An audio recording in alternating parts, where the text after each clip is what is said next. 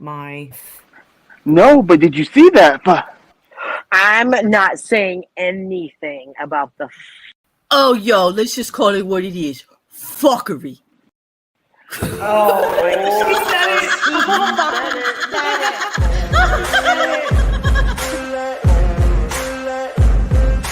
Ain't no motherfucker in this world could do it like me. Open up your eyes and insert a little rising. You don't have to love me, you don't have to like me. Got enough love in myself, in my psyche. You should have the same in your brain nightly. If you wanna taste, bitch, you can fucking try me. If you wanna hate, bitch, you know where to find me. And if you're going atheist, you can fucking bite me. I'll be cruising in my lane fast, call it high speed. I've been working hard, yeah, I've been working nightly. If you think you'll win, ha, not fucking likely. I be taking shots, yeah, cold-blooded, icy. Watching numbers grow is what I call sightseeing. In the front row, run it up when they hype me. The following grows, they know how to ignite me. Call me CEO, I've been running shit right, see. No, but did you see that? I'm playing games, I create my own lane, making pleasure out of pain, turning losses into gains. I'm the boss, I'm making change. I've been rocking this exchange, fuck it. Popping off and risking things, gonna make a fucking name. I just wanna be famous, but I don't want that cheap fame. No, I'm not that vain, I just wanna be greatness. Oh, yo, let's just call it what it is. Fuckery. I just wanna be greatness.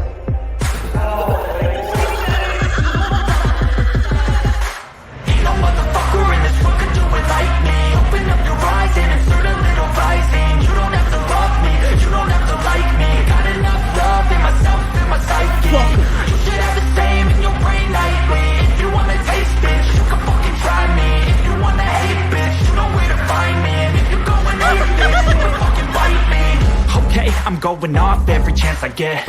I don't really take a loss, well, I'll admit. That's why I'll make it to the top, yeah, I commit. And no, I'm never getting lost, I get after it. Investing in my own stock, cause it's faster than any crypto hits go, let me spend. Everything that you see is something I invent, and it's only a percent. I'm gonna take shots, if I miss all, forget it. I'll take a fat loss just to learn all that's in it. I'm taking snapshots, learning how to fall and get it. I'm getting back up, always stand tall, don't sweat it. I never back up, I don't miss a thing or regret it. I'm always learning, you could call me academic. I'm always working, never been apathetic. That energy is like a poison, needs some antiseptic.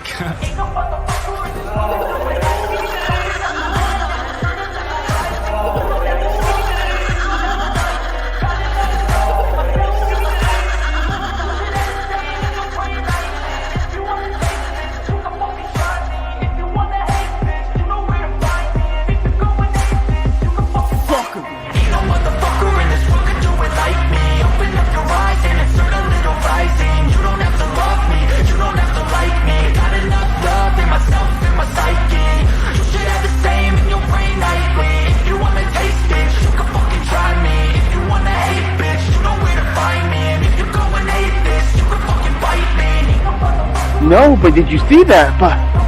I'm not saying anything about the... Oh, yo, let's just call it what it is. Fuckery. Well, when it comes to the trial, I have to admit that that is the most appropriate intro that I have on file. And it kind of gets you going, even for Saturday, get you moving. It's later in the day for you. It's towards evening, right, Luke? So it kind of get you a little more energized after the day.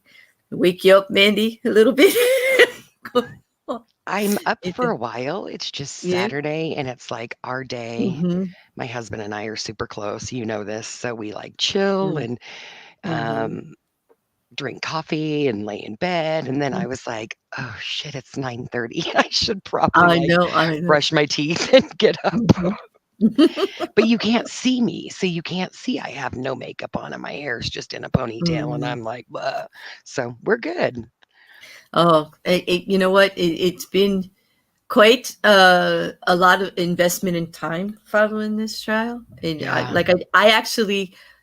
I usually only sleep in fits like 4 hours to 5 hours anyway, which is a terrible cycle to be in. And I do it like twice a day. It's really bad for you. You should really sleep longer in one section to get like your full rent, like the whole thing, re-energize your brain. this trial has really knackered me like incredibly, like with 9, 10, 11-hour streams sometimes. But I loved every minute of it, dealing with everybody. It's so nice to see so many familiar faces in the chat right now from that chat, from that live. I kind of miss you guys. I don't know what we're going to do next week. When it all comes to an end, I hope that we will find other content that we can enjoy together and she all get some great senses of humor. But I slept 12 hours is what I was going to tell you. I slept 12 hours, 12 hours straight. Nobody saw me. I've got requests in my box going, Claire, are you okay? You at the hospital? What happened? Are you ill? What happened? Like, what's going on? Where you been? You haven't been on YouTube for 12 hours. And I'm like, all right, I have a problem. When I disappear for 12 hours and YouTube notices, I have a problem. Like, that's pretty bad. Although I love all of you that checked on me. It did make me have to, like, I got to catalog some issues I might be having to deal with. But anyway. We don't deal with issues. We just move on. Yeah, okay, good. It's easier for me. Right, because I don't have a channel, so I'm pretty I know. safe. I know. So I just looked at that link that I sent with the verdict forms, and actually Johnny's is the first one, and then Amber's is the second one. Amber's follows, yeah. So, I printed it, so I'm going to mute myself. I'll be right back. Okay. I'm going to go grab my copy. Hold on. Okay, cool. So on that, I guess, Luke, right? I mean, it's been the whole week, and by the time Thursday came, we knew when we got early dismissal that we were going to go right into closing arguments on Friday morning. Yeah, kind of. That judge wanted everything on time, and she got her wish, didn't she? She really did. Oh yeah, absolutely. Yeah, right. She held them to task. She certainly did. I have to do channel business right now for 1 second, Luke. If you'll excuse me for 1 second. No problem. I mean, I'm in control now. Oh, yes, I know. Okay, Dr. Nimrod, thank you very much. I get to read this, right? Okay, for 20 sec. I have to say the word penis sex. Sex is pen. Pen? Yeah. Sex is pen. Okay. Thank you. I know you like me to say that. I did. I read your comment before too, Dr. Nimrod. And if you're serious, just put it in the chat because I have no problem with blue. You want to be blue and you're going to be around and you want to do the work, I'm all for it. You've been fine. That would be perfectly okay with me. So just let me know if you're serious. I don't like to throw them at people without them knowing they're coming, because they could hurt, if they hit you in the head. So there you go.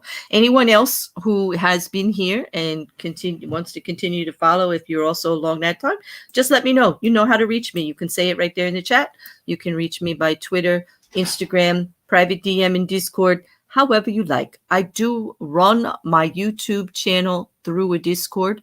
So if you do want to accept a blue and you have Discord, I'd like your ID to set you up in there. That's it. You don't have to, though. I have plenty of people who do not Discord that still want to be part of it. And I'm flexible. All right. Channel business done. How you been, Luke? Yeah, not too bad. Not too bad. Busy. I've had a busy week. But it's been good. So, doing well. You did get to join us a few times. That was fun. But there was a lot of psychological testimony. Is that what we call it? A lot of, I don't even know if I want to call that other guy, the psychiatrist, psychological. There were mental health experts up there this week. Yeah. Bantering back and forth. And I am trying to figure out what they were trying to prove. I'm sure you have a lot more to say about it. Were you surprised they brought Dawn Hughes back? No, I don't think so, because I think that they had to have the last word on that. They couldn't do it without, they couldn't let Dr. Curry have the last word on it. They had to try and get something back in to try and readdress that. That killing she gave them, essentially. I mean, the thing that I found surprising was that Dr. Hughes just was on replay, essentially. It's just like exactly her first. Like, Dr. Curry said different things. She said things that were new and were contrary to Dr. Hughes, and then Dr. Hughes just repeated all of the stuff that she said already, which had been just destroyed. What destroyed is right. And what really struck me is how personal for a professional Dr. Hughes took that contrary testimony. When she came back to the stand, she was clearly agitated, clearly in attack mode. She was different. Like, she wasn't, when she spoke to the jury the first time, when she looked at them and she tried to explain something, she had a calm demeanor and she was trying to be very professional. She has wonderful accreditations. I can't really fault her there. I could fault her mostly on her attitude about expert testimony and a little bit of the coaching that she did with language and dropping key words and things that, I guess if you go into jury instruction, if you're around an attorney who knows a lot about presenting to a jury, you will be advised that way. And I get that. It's all part of expert testimony. But some of what she said and the limitedness in which she did it was really quite offensive to me. But her body language, really struck me. She was in it like attack. She took it personally, like seriously personally about what was going on. Like, she just wanted him painted an abuser and Amber painted a victim, period. So you want to know what jumped out at me? Mm-hmm. Okay.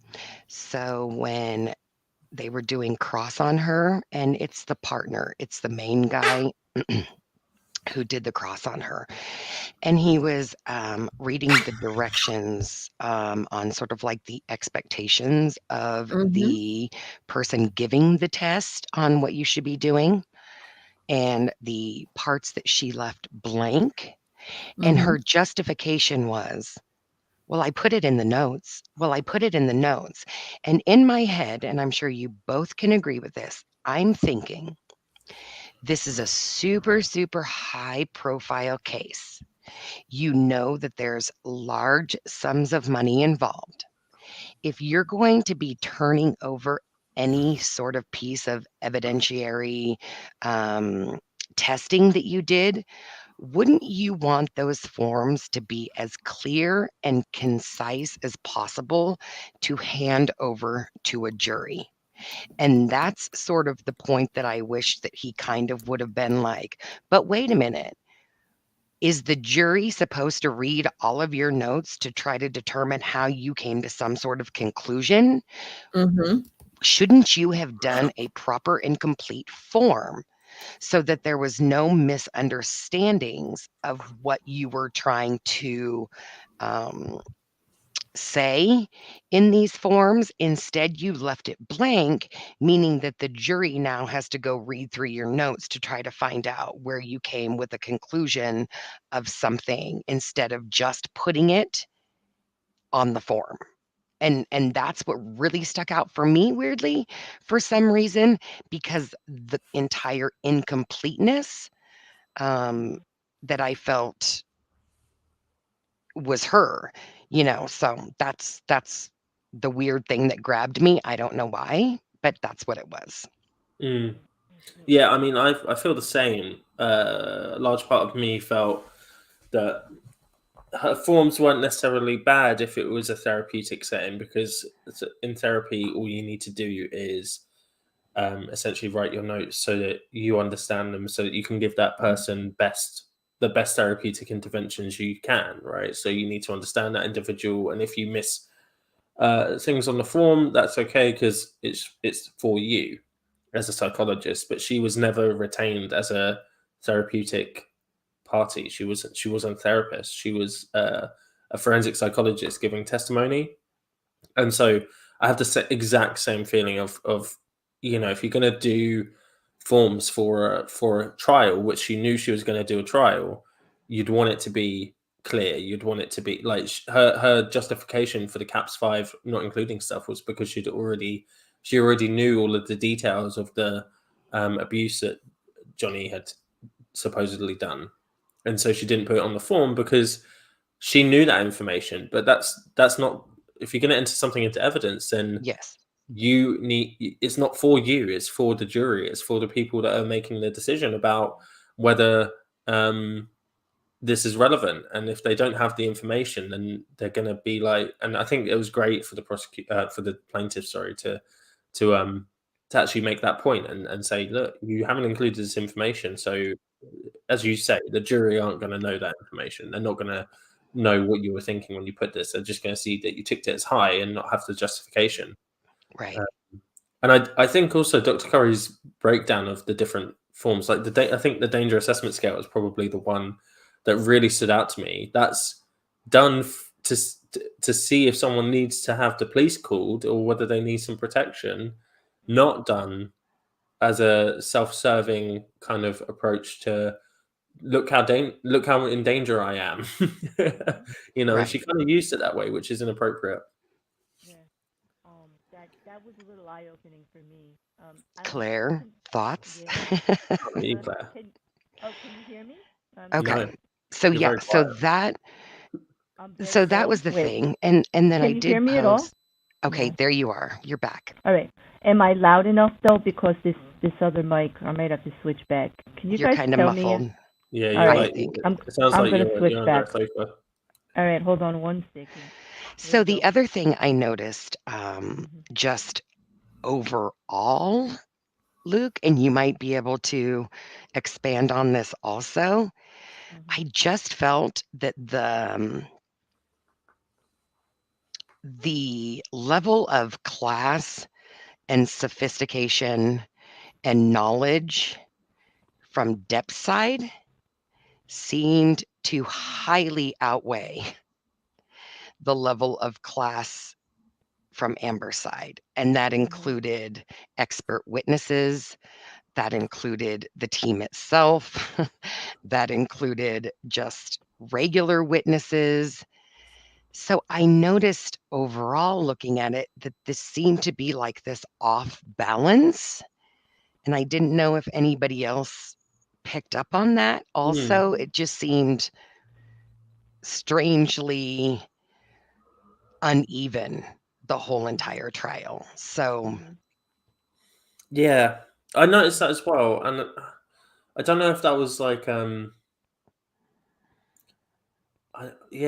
did notice that, and I can't pinpoint why that would be. For instance, like all of the witnesses, the expert witnesses that Amber's team called, they had legit qualifications. Like they were well qualified to be saying what they were saying. But then their presentation of those yes. that testimony was just awful a lot of the time. And part of me thinks, is it because they knew that the evidence was against them? Is it because they didn't have the facts on their side, so they had to find people who would toe the line, or people who would have the opinion that they wanted to, and those people were not as classy or not as engaged or not as relatable as the people who were on Johnny's side, who were just saying, appeared to just be saying what they found and being Exactly. quite objective about it. There was certainly a level of objectivity. I think that's probably where the classiness comes from, because they were completely, what's the word, like they were just confident in what they were saying. They just knew, this is what I found and that's it, and then they were just relaying the data. They didn't have to spin it, and I think there was Right. a lot of spin from the other side, even the experts. Yeah, that's what struck. Hopefully, my level is okay, and I'm not blasting either of you out in your earphones because I just switched mics. You're good. Please let me know. Basically, that is what struck me the most, is how on Johnny's side they were able to just lay out the information clearly, distinctly to the jury, just as their expert. They stayed in their lane. They only spoke about what they were speaking about, right? And they kind of really tried to explain the information. I mean, the difference of Dr. Curry to any other mental health expert that the other side brought up is astounding to me. Her precision, regardless of whose side she was on, the woman, as just testifying, was precise, clear, knew how to talk to the jury, knew how to talk in terms, in language that you knew what she was talking about immediately. She didn't use terminology that was out of range for the average juror to understand. That is what struck me the most about almost all of the experts on Johnny's side. They were very carefully chosen. They were chosen not only for being an expert, but what kind of testimony they could give and how they would be portrayed to the jury. Richard Marks, okay, not a lovable man. Would you agree? This was the industry lawyer. I loved him. The contract writer. An asshole, but He was a consummate asshole. Let's just put it out there. This is my channel for all of you that are used to me in other places. Here, we just put it out. We say it. It goes just like whatever. There are no rules. Like we don't behave very well. But I do have a bit of a potty mouth. But let me just say, consummate asshole, and owns it. He's like, I'm big, I'm bad. This is the truth. You don't have to believe me, but you should, because I'm telling you the truth. This is how it is, and if anybody else says otherwise, they don't know what they're talking about. That was his testimony in a nutshell. He basically was talking about how the industry actually is, and any other expert that came up against him, like poor Catherine Arnold, I really kind of feel bad for her. But she did not know what she was talking about. She didn't. She'd been with Amber for 3 years. That's what I mean. You know how much money she made off Amber? Well, wow. Yeah, but we did the maths, didn't we? And it was like 100 hours or something. Because she Was earned, what was it? was she the chick that charged like $1,000 an hour? And I was like, Yeah, what? yeah. Oh my god. For, and I don't know about you guys, but I've been using the analogy that woman spoke apples to oranges. She didn't speak apples to apples. When she was trying to do comparisons, she was off the chart. Like, just because it's a fruit doesn't mean we're comparing the same thing, okay? There's a big difference between an apple and a banana, okay? It's like, you know what I mean? Like, she was doing comparisons. She literally was comparing Amber Heard to A-list #1 box office stars. Okay. Okay. Listen to this. Blew my mind. You know that my husband only knows what I tell him or what clips I show him, right? He's not watched any of the trial in any capacity other than, oh my God, you have got to see what happened today. So when I told him initially about her comparing Amber to Jason Momoa, he was like, wow. So this morning, we're doing our coffee thing, chilling out, and a preview comes on for a new movie with Chris Pine in it. And I was like, oh my God, babe, get this. Remember how I told you blah, blah, blah, blah, blah? That was another actor that there was a comparison. And he actually was like, so they're comparing a D-list at best actress to Jason Momoa, Zendaya, the Wonder Woman, Chris Pine. And I was like, yes. And he was like, oh my God. Like there's not, I like sports. So are we talking about like high school football versus the Patriots here? Like, what are we doing? There's no comparison. I cannot believe that. And if any of those people on the jury know of Jason Momoa, know of these other people, and they've never heard of Amber, you just shit down your own leg. Like you just ruined, because the judge made it very clear yesterday, and I picked up on this because I loved it. She said, if you doubt a piece of someone's testimony, then you are within your basic, critical thinking to discard all of their testimony.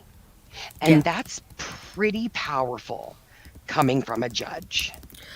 I was very excited. I'm glad you brought it up. That legally, because, Bearded, although I love the psychological part, my true passion is in the little itty bitty tiny legal golden nuggets of all of this, because I'm a true legal nerd, and Mandy is also.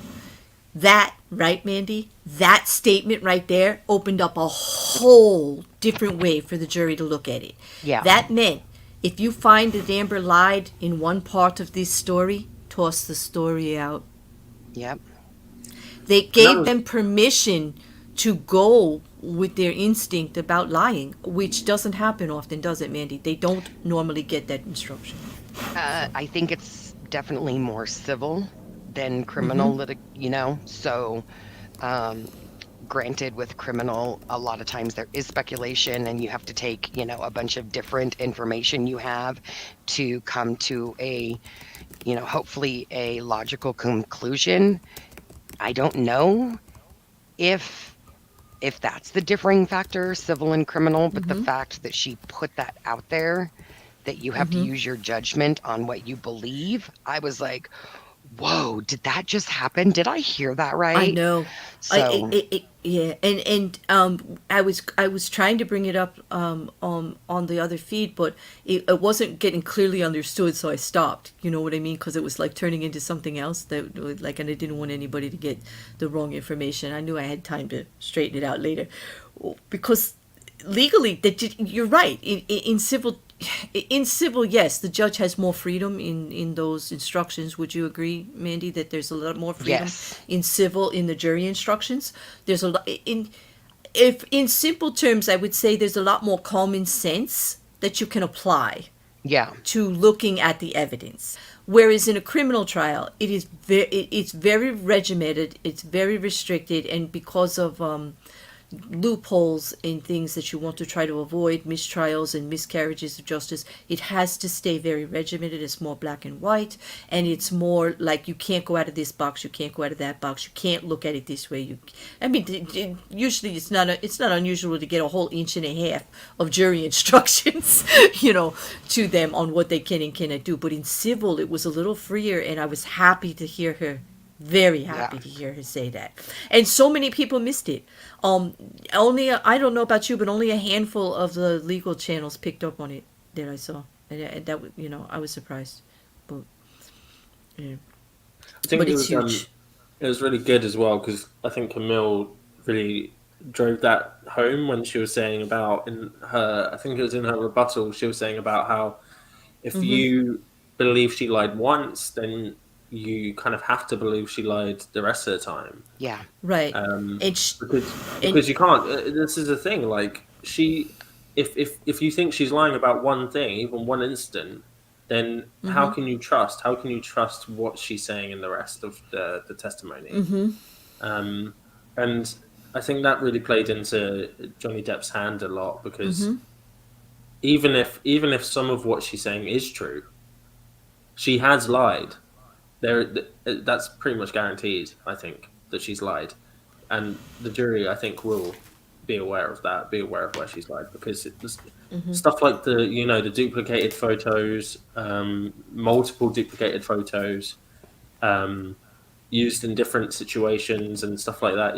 They're just going to be like, we can't trust this stuff. This evidence is not trustworthy, because why would she talk about this, like, bottle, for instance, twice in two different scenarios? She would know. She would know where that came from, where that photo came from, and because it's not just like she tried to say, "Oh, we got confused because there's so many different times or whatever," but she had a whole legal team and months of preparation. That was a choice that they made to duplicate that bottle. They made it as a legal team. I mean, I'm sure they got mixed up as well, but they should have been on that. They're paid a ridiculous amount of money. They should have been. We can't submit this second photo as evidence because it's the same photo. Exactly. And yeah, sorry.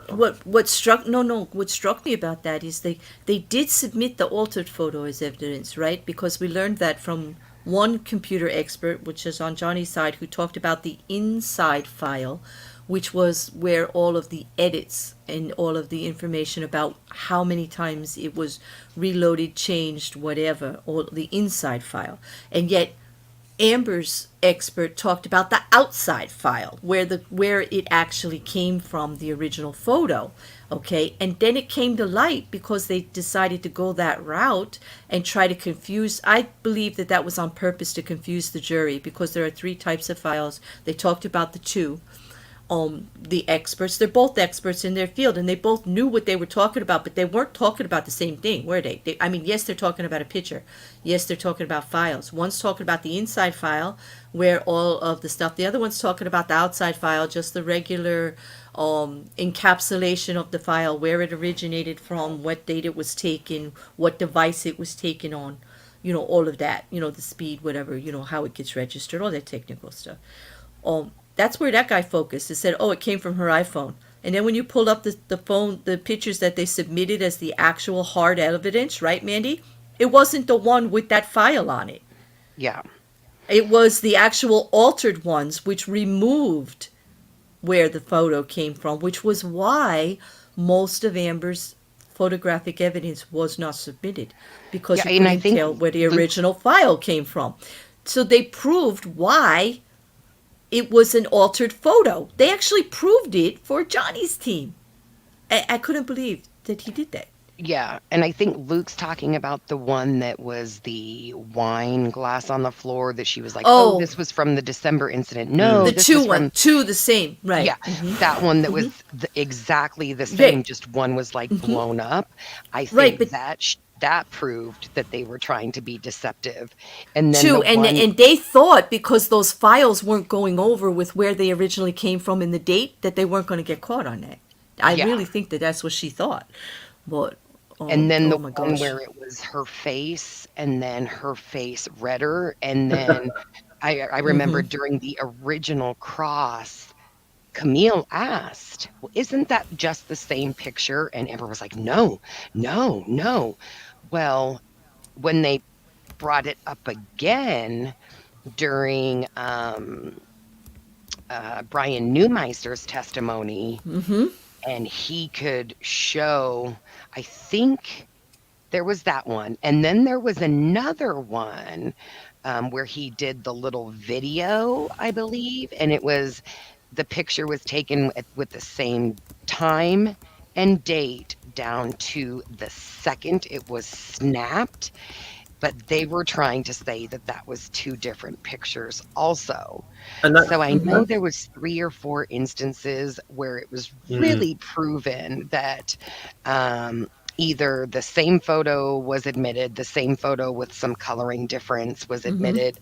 So if all they have to do, again, back to that whole civil trial, I believe, is prove that there were a few of them, which makes you question all of them. Yeah. And that questioning has been a big problem, right, throughout the trial. I know I've talked to Bearded Luke about this before, how conflicted I feel because of what's happening to the real stories of real victims out there. I know we have Kitty in the chat, and she was saying how she feels about it. I just want to say to her, I totally agree. I absolutely agree about that the damage that's being done when this much information comes out about somebody lying this far about it, taking it this far, as an advocate, it's disheartening. It is absolutely disheartening and hurtful to everybody that's been through it or knows anybody that's been through it. So I just wanted to acknowledge that for you, Kitty. I see you in the chat. I see what you're saying. And it has been something we've addressed in multiple, Mandy and I have talked about it, Luke and I have talked about it in multiple episodes of this recap and things on my channel. We hear you. We hear you is what I want to say, Kitty. And I think that insult kind of goes further, not only just to survivors, but also to the jury and to us as people who are watching it. They think Amber thinks we're stupid that she can submit duplicate photos with slightly different color changes or being blown up or whatever, and she thinks, and her legal team thinks. I mean, I feel like this was an instruction from her and not her legal, because her legal team can't be that dumb. Surely, they're high end, they're well qualified lawyers. So for them to think we won't notice that this is the exact same photo with some minor changes to it, like. Honestly, like, it's gaslighting. It's saying, this is a different photo, but everything looks the same. No, it is a different photo. That's exactly what gaslighting is. She's gaslighting the jury. She's gaslighting everyone at home. She thinks we're dumb. and she thinks she's going to get away with it, and it's terrible. It's absolutely terrible what she's trying to do, because it's she thinks she's going to get away with it because she's so clever, when she's like, oh yeah, they won't notice this slight difference, but they will because they're not dumb, and they're not Right. going to be fooled by someone who's obviously on the defense, on the back foot. We sure hope so. And you touch on a subject that I've been running through my mind repeatedly. I know these lawyers. Like, I just went head to head with Randy yesterday about Rottenborn. I actually think he goes a little too far, but he was sticking up for him that he's a really good lawyer. And Elaine is like number one in her state. Like she had great reviews everywhere. And then Elaine I'm doesn't- wondering, how does this happen? Okay. Amber, right? She's pushing the whole thing. Okay. Go on. Elaine doesn't have a lot of trial experience. Let's put that out No, there. no, she does, and you can tell the way she stammers through her presentations. You can tell. But as far as being a legal mind and knowing what has to be accomplished and the procedures, she has all that down. The way that they put these witnesses forward was personal. What really struck out to me is the fact that they put all of her friends on trial about that penthouse the penthouse incident, knowing that the police footage was out there to discredit every single word that came out of their mouth. Who does that unless you've got something personal? You're trying to prove a personal point that I've got friends and they all saw it, and blah, you're driving a shot. That had to be pushed from Amber. I can't believe that was a solid, good legal decision at all. I think Amber's been running the show. I think she's been telling them exactly what. I think I was watching Runkle of the Baileys stream, and he was saying that he thinks that the reason that Elaine is the primary kind of lawyer and Rottenborn isn't is because Elaine towed the line, and Elaine acted on the advice, or acted on the instruction of Amber, whereas Rottenborn obviously had his own, because Rottenborn's closing argument was persuasive in the legality sense, like in terms of the legal nature of it. I was like, wow, this is actually a really good argument. They should have stuck with this the whole way through. They should have gone through the whole trial with this as a thing, and played down all of the stuff that could be rebutted really easily, which is the incidents that were being discussed. Kept all of that out. It would work. Yeah. In our country, it'll work because we've seen it work, right, Mandy? We've seen that kind of, what I would call, his legality was good, but his rhetoric was offensive to me, where I am from in the United States, because he was mostly all about, if you're an American, if you're a woman, if you support Me Too, like all of that, like he was kind of like pressuring us, like, all women or no women, the whole thing, like without actually saying it. But when he said, if you're an American in the First Amendment, I kind of was like, oh gosh, here we go. Like, nah, like I can be an American and still call Amber Heard a liar. Like, sorry, because I am an American and I still call Amber Heard a liar because I do believe she's not telling the truth. So it kind of like, that plays up on people's sentiments, it kind of, I like more highly legal or psychological influence over the jury instead of just treating them like they're toddlers. And I kind of felt like he did treat them like they were toddlers a little bit when he was talking up to them that way. Yeah, his demeanor wasn't great. Wasn't great, but I mean, I just think in his what's it called, the motion to dismiss, I was convinced that they were gonna go when they went to their case in chief. I was convinced that they were gonna go along the line of, we've heard Johnny Depp being verbally abusive. This is still abuse. Therefore, the op-ed applies, and they weren't going to get into the instances of like physical or sexual abuse, right? But they did immediately with Amber and Dr. Hughes, and I was like, oh wow, okay, and they did, right? Yeah.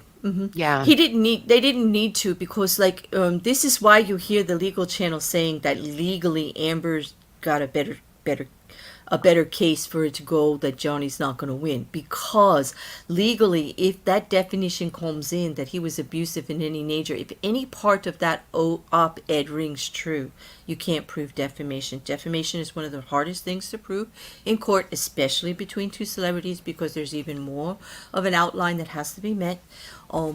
And I keep reminding everyone of that there are legally the foothold for Amber, it weighs towards her side because it's so easy to just toss it out, just based on that alone. Although I have to admit, Johnny's team did the best I've ever seen in proving all of the points the best that they could.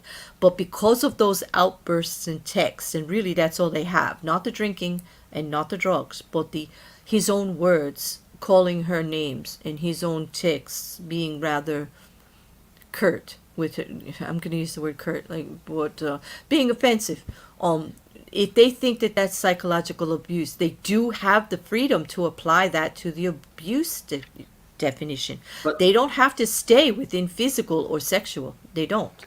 But so, the problem is with that is that none of the testimony from Amber, from Dr. Hughes, from anyone was regarding the damage that the psychological abuse done to Amber. It was all about physical abuse. It was all about sexual abuse. It was all about that. Right. And that's the problem that they're going to have now, is that they've made their bed, and Rottenborn tried to undo that in his closing and say, look, this is also psychological abuse, but it's not going to work because, well, I doubt it will work. I doubt the jury are going to go for that because the details are not around the psychological abuse. They didn't even really touch on it. No, they're not. And if they do, if they actually bring that in all honesty, there's more psychological abuse going on by Amber in all of those tapes. And remember, they have all the video and they have all the audio.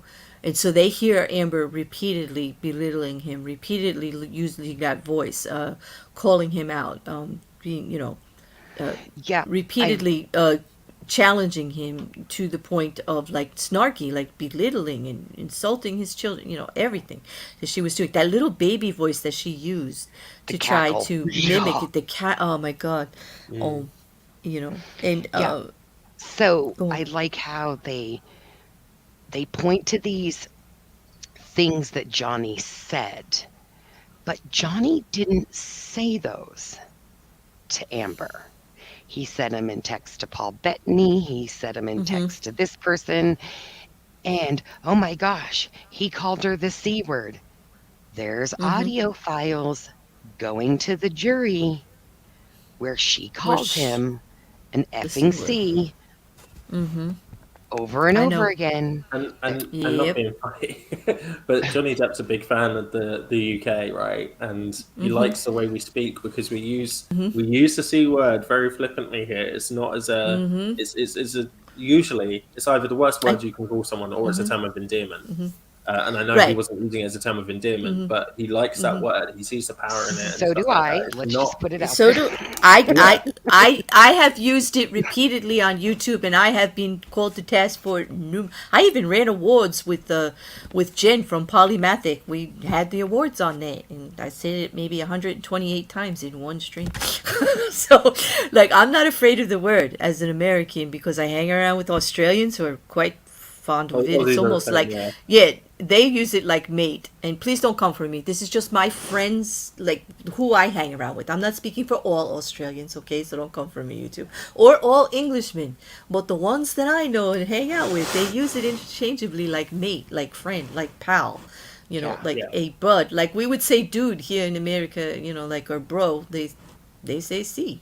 And I get kind of used to it, so it doesn't offend my ears. It happens to fall out of my mouth. So. It's particularly offended by any words. I just don't.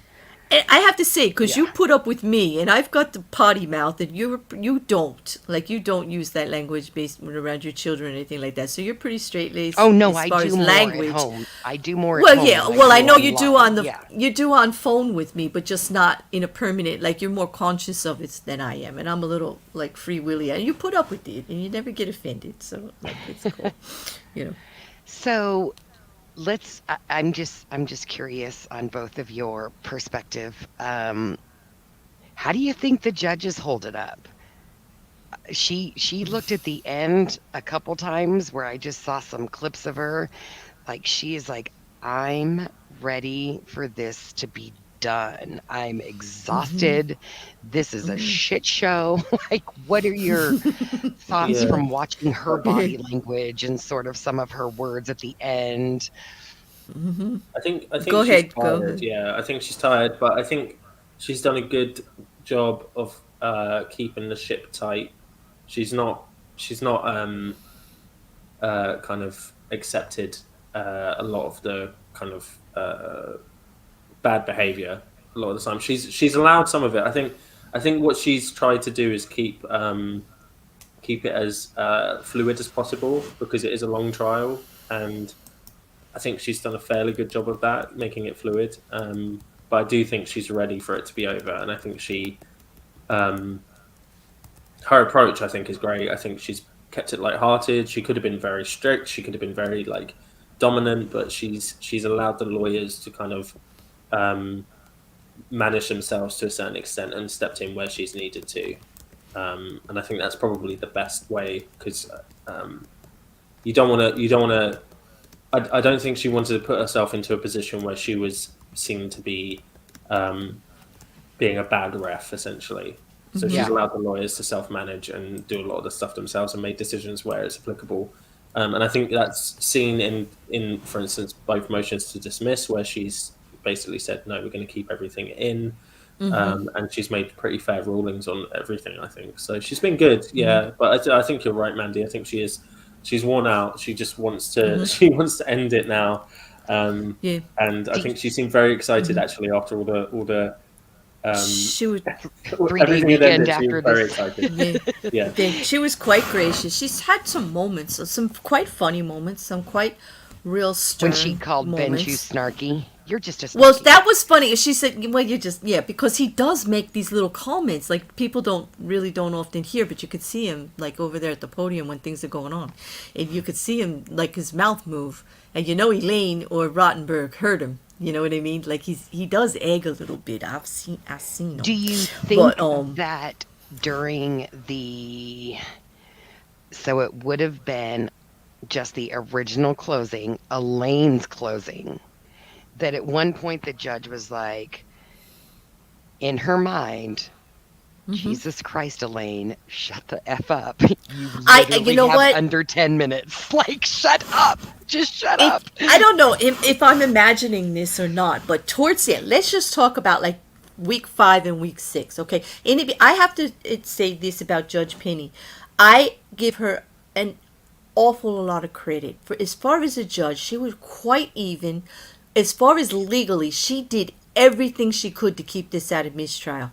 And I'm telling you, especially what Luke mentioned about the jury, about the motions, if there was one kernel of it that could have possibly have been towards, like, it could be yes or could be no, she said, nope, let the jury decide. She was not going to let anybody attack on her, pull her decisions into a court to overturn and redecide by a whole panel. It wasn't happening. If there was any way it could lean either way, move it on over to jury, which is the right thing to do. You don't want to, unless it's going to be too messy. You know what I mean? So she did the right thing there. That keeps it out of, mistrial immediately. Like, but she did have to tell Elaine how to ask a question, and I thought she did. Was... And I have to give her credit for that too. Her patience with Elaine. She was incredibly patient with Elaine, because let's just remember, Elaine argued with her from the day one. If she got objected to, Elaine would go, but that's not like, and she would argue. She would talk back to the judge, and so did Rottenberg. And for me, those are bad legal manners. Like, that set me off like right away. I'm like, you always give the judge respect. The judge has the final power. You're gonna have to depend on that judge's decision on something, like a motion or an objection, and you don't want her thinking that you're the one with the mouth there coming at her all the time. They were constant about it, especially Elaine. And Elaine would make the faces and do the like every time she got objected to, like she couldn't believe you had the nerve to object to her. And she was just a real handful. And when you have to tell someone how to say a question, you get objected for the same question. What was it, like 4 times, Mandy? Was it 3 or 4 times on the same question? And finally the judge is like, you need to reformulate how you're saying the question. She Start- actually said, though, ask her blah, blah, blah. And I was like, Right. wait a minute. Yeah, she said, ask her you- directly, blah, blah, blah. Right. Did you So it just could be- tell a lawyer how to ask a question? And, Well, and that after- was sort of bothersome to me. I think she should have I been like, think she- Elaine, if I- you can't ask this question properly, we're going to move on. That's Yeah, what I think. But she could have, but I think at that point she was feeling sorry for her, because I noticed the judge stopped looking at Amber Heard very early on in the trial. Very there's a early on. question. Let me back up. Hold on. And she looked at yeah. everybody else, but she stopped looking at Amber directly. I Pretty think early you're on. Quite kind. I think that was probably, she was being kind, and I think she was aware of the pressure, maybe. I think she was aware of the pressure. She's heard the conversations. She's close enough to that desk. You know how you said that Elaine was first chair because of maybe cajoling with, that's the word I'm going to use, cajoling, because I've watched the behavior between the two of them, and Elaine always seems like she's soothing her. She's calming her down. She's addressing something that Amber is bringing up, and it needs to be taken care of. And her hands are flapping, or she has her hands on her shoulders, or she's leaning into her and talking rapidly and pushing her hands forward like, calm down, be cool, this, that. She's cajoling her and keeping her and actually paying all the attention that, as we talked about before, Luke, all her disorders, Amber's personality disorders, require that kind of hands-on-hand, constant attention was required. And a professional like Rottenborn was not going to do it. He was going to be like, are you for real? Like, just sit down, let me do my job. Like, let me do the job. And Ron Bourne Jr. seemed very uncomfortable when he had to sit next to her as well. He did. Born Well, Jr. Ranty made a big video about how she was looking at his meatballs on the last one, so I can see why, because she really was looking at him like a snack for a little bit there. It was very uncomfortable, and I can't blame him. I think she was very aggressive with her lawyers as far as what she wanted. She was always writing on sticky notes. Always writing on sticky notes. I'm gonna go find you a prison. There's that meme. Yeah. Oh my god, it's so funny, where it's the guy sat behind. Yes, and he's covered with the covered. And they said she finally got to Rottenberg during his final address, and it was like he was completely covered completely covered with them. It was hysterical. Yeah. Yeah. So what do you think? I have a couple of questions from a legal, and we can think about also like the psychology behind it. Do you think it was smart to bring Johnny back? No. No. Do you think it was smart to bring Amber back? Definitely not. Definitely not. That was worse. So well, it bad. was if you were for the defense, if you were for the plaintiff, though, because that Camille got at her and got to go along all the lies and just watched her unravel. God. It was almost a you can't handle the truth moment, like And I from think Top Gun. the only reason they did that is because they brought Johnny back. Amber has to have the last word. She has to feel like she is getting in the last dig, the last word, the last whatever. And we had waited, Claire, and waited for them to show that effing picture from the 28th of her coming out of the lawyer office. I was like, why for 6 weeks? Why are they not showing this effing picture of her coming out of the courthouse out of the lawyer's office with Rocky and Josh the next day, laughing hysterically, obviously with no makeup on. And when she pulled that picture, I was like, oh, I just have to say. So I think it did more damage to the case bringing Amber back in her rebuttal because of Cross than it did for Johnny's cross in his rebuttal. I think it They was. they Go ahead. basically undid all the damage they'd done the day before Yeah, towards yeah. Johnny. Basically, I was there some worried damage when done, not John. much, but yeah, Right. they undid it all with Amber. Amber took the Yeah, stand. weren't you worried? I was worried, Luke. When they crossed Johnny and it went down the way it did. He got rattled. He got unnerved. It didn't play well, and some stuff just got put out there, even though not true, whatever. Just the innuendos and the way, the whole perception. It looked bad to the jury. I'm trying to look at it from a jury perception. For when that happened, I was very concerned that the case took a little bit of a turn until they brought Amber back and we got the other cross. So you're right, Luke. It kind of negated everything that happened with Johnny. It What just they all the did- ground they made went away. Yeah. They set their closing up perfectly from their cross with Amber, because they talked about all the people that must have lied on the stand, who were not paid by Johnny, who were not part of Johnny, who had come forward. They were like, all these people must have lied, and that was exactly what they went down when they did the closing. And so they just had the opportunity to effectively set up their closing. And I think the most powerful part of that actually was when Camille just ended halfway through Amber's sentence, because it didn't matter. She'd done the damage. She could sit down, and Amber was just continuing to rattle off and did not know what was going on. And it showed how confident they were, and how and I just think, there was some damage done to Johnny. No one will remember that, because Amber's was so bad. Amber's was honestly so bad. So. And as Robsky reminds us, those statements from Amber did it too. For they not only supported Johnny's claim against Amber, greatly, with her powerful man statement.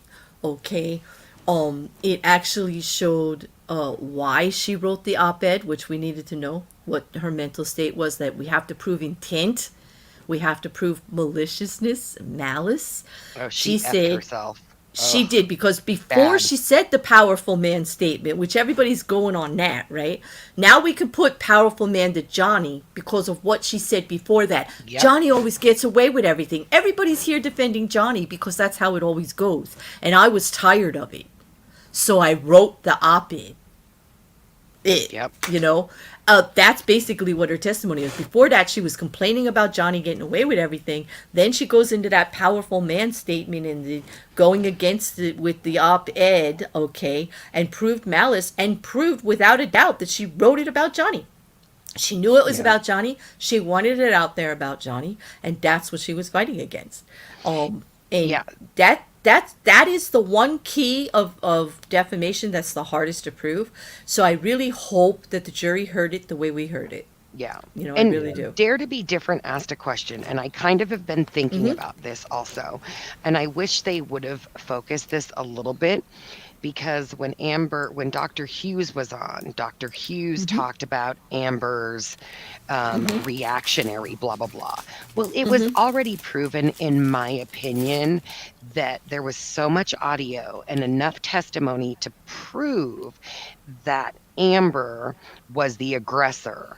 So I wish that Depp's team would have, and mind you, I do work, so I missed part of the trial and I missed sections. I didn't even know Warner Brothers testified the other day. Don't know how I missed that.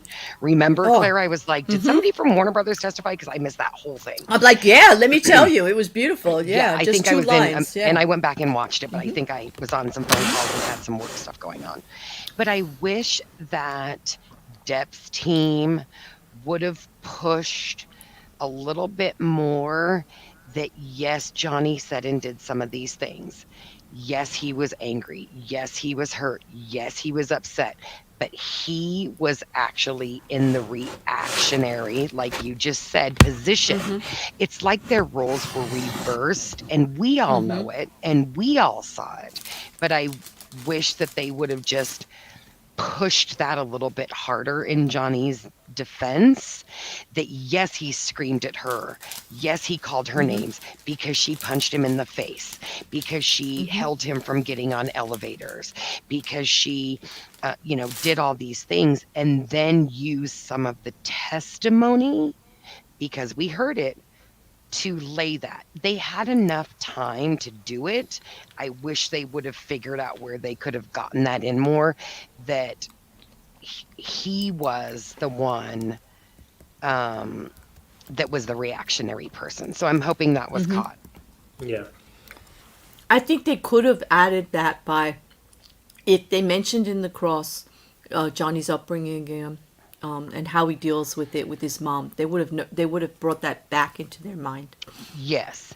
We have testimony from this person and this person and this person and this person that Johnny tried to retreat when she wouldn't allow him to retreat. What would the expected outcome of that be? It would be for him to yell and scream and call her names and tell her to get the F out of his face, because she wasn't allowing him to step back from the situation, which is what he needed to do. So. Yeah. And I think actually Dr. Hughes' testimony is going to act in his favor on that, because if you take all of the Amber Heard statements, everything that Dr. Hughes said everything Amber Heard said to Dr. Hughes away, and just hear Dr. Hughes' characterization of defensive behavior and how people defend themselves when they're being abused, and they might say names and stuff, because that's what she said about Amber, and that's an accurate portrayal of a victim of IPV, right? She did a very good job of creating an accurate picture of somebody who's a victim of IPV. And if you take all of that stuff out and you look at the evidence, Johnny meets that criteria. Johnny meets the criteria that she's given in response to an abuser. And that's going to be very problematic for them, because if they are looking at Dr. Hughes and they say, we're going to look at Dr. Hughes stuff, but we're going to take out all of Amber Heard's stuff because that's just hearsay from her, then that's the view that you now have, is that maybe Johnny said this in response or in defense. Yeah, because you can apply it to both, absolutely, because that's what we're all claiming. That's what they're claiming. This is also right along the same lines to bring to light that in Janae Foster says, in her opinion, the majority of the jury is male, which is true. If those men can see themselves in a similar situation where they lose their cool with words, then could possibly be convicted of DV as a result, they won't say DV. They won't say that those text messages and statements from Johnny are domestic violence. And I do believe that is something that can be actually stated just as human nature. Like, if you could see yourself doing it, and you wouldn't want that label on you when you talk like that about an ex. We've all had exes. I don't want to say we all, but majority of people have had exes. Many of us can put ourselves in the position to where we've had an uncomfortable breakup or whatever. We're not feeling too kindly about somebody. We may have talked to a friend or a family member or something, or even said out loud to ourselves some rather unkind things, And if that got into court, we would not want someone to put a DV label on it, I'm sure, So yeah. I understand what she means, that if you can put yourself in their shoes, then that testimony of Johnny's words and statements in text may not be considered. And then, because they do not have any evidence of him laying hands, they have multiple people coming forward to say they never saw him lay a hand on her, ever. And this is actually a really good point, because all of those men on the jury would have existed and lived through the Me Too campaign, and something that's often disregarded or discredited is the fear that would have caused in men who. I think the Me Too campaign did a lot of good, but I think that something that needed to be addressed at the time, and something that was just dismissed by a lot of people, was that it would create fear for men. It would create fear that at some point somebody could make an accusation against you and it would be taken seriously and you could lose everything. So Exactly. if they are majority men and they existed through Me Too and they had that fear that maybe someone will do this to me at some point because it's believe this person no matter what, then they're gonna have that frame of mind going in that this is what's happened. Someone has made an accusation against him, and they have gone. They believed her, and then it's ruined his life. And that is, I mean, I've had that fear before because you just don't know. You don't know what someone can say about you. You're behind closed doors. You don't know if you piss someone off enough, if they're gonna do that to you. I have brothers, and I have plenty of male friends, and I have to say that the climate changed after Me Too. It became a little fearful, a little judgmental. And even for myself as a woman, if you did not support everything they were saying, you were like against everything. And I'm like, no, it can't be like that. And I still stand that line. I'm getting a lot of heat for speaking up for men right now. Some people think it's because, I'm not a survivor. I don't think I have to be a survivor to know what my brother went through, or to know what my ex-partner went through, or to know that the issue exists, to speak on it. I also know it's easier for me to talk about it than them, because my brother doesn't have a voice on this. Nobody listens to him. His own friends and other males will ridicule him, shame him. His own family didn't want to hear it. It couldn't possibly be. Okay, so if for that reason I get to say something, then I will, and I'll take the judgment for it. So I don't I try not to go head to head with those people. They're allowed to have their opinions, but to say it's for any other reason but to give someone else a voice, that's not true. It is because it's a strong issue. It needs to be talked about. The Johnny Depp trial is really, really popular. But, right, Mandy? Nobody's going to sit here and say that I just jumped on the bandwagon 6 weeks ago, eh? No, we've been doing this a lot. No. Right. And before I had a channel, people, like I have a channel just over a year and a half, maybe, like a year and a couple of months, a year and 3 months. Okay, and my very first videos were on Johnny Depp. They were with Cheshire and Karma Valley. I'd been on panels before that, and I'd been in plenty of live chats talking about it and following the case well before. So, like, that kind of stuff isn't really, I know people got to say things because they don't want to talk about the hard things, but come have the hard conversations. You don't have to do shit like that. You don't have to discredit it just because you don't want to recognize it. Well, and just walk away. And it's just walk crazy away. because I've seen some news article that say exclusive, shocking audio, and I'm like, bitches, we heard this 2 years ago. Like, where have you been? Seriously, where have you been? If you even go to Incredibly Average's channel, it goes back almost 2.5, 3 years. It's been out there. All three of us are fans of that channel. Like, we love that channel. I've watched some of his videos multiple times now.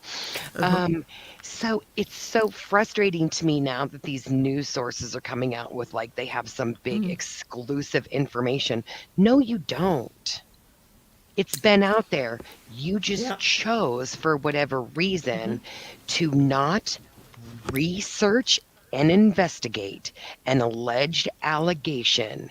Instead, you jumped on the train with all the other people that were putting out false information, and now you're having to backtrack, but you won't take responsibility for putting out the bad info, but you have to backtrack because people are coming down saying, wait a second, this is not right.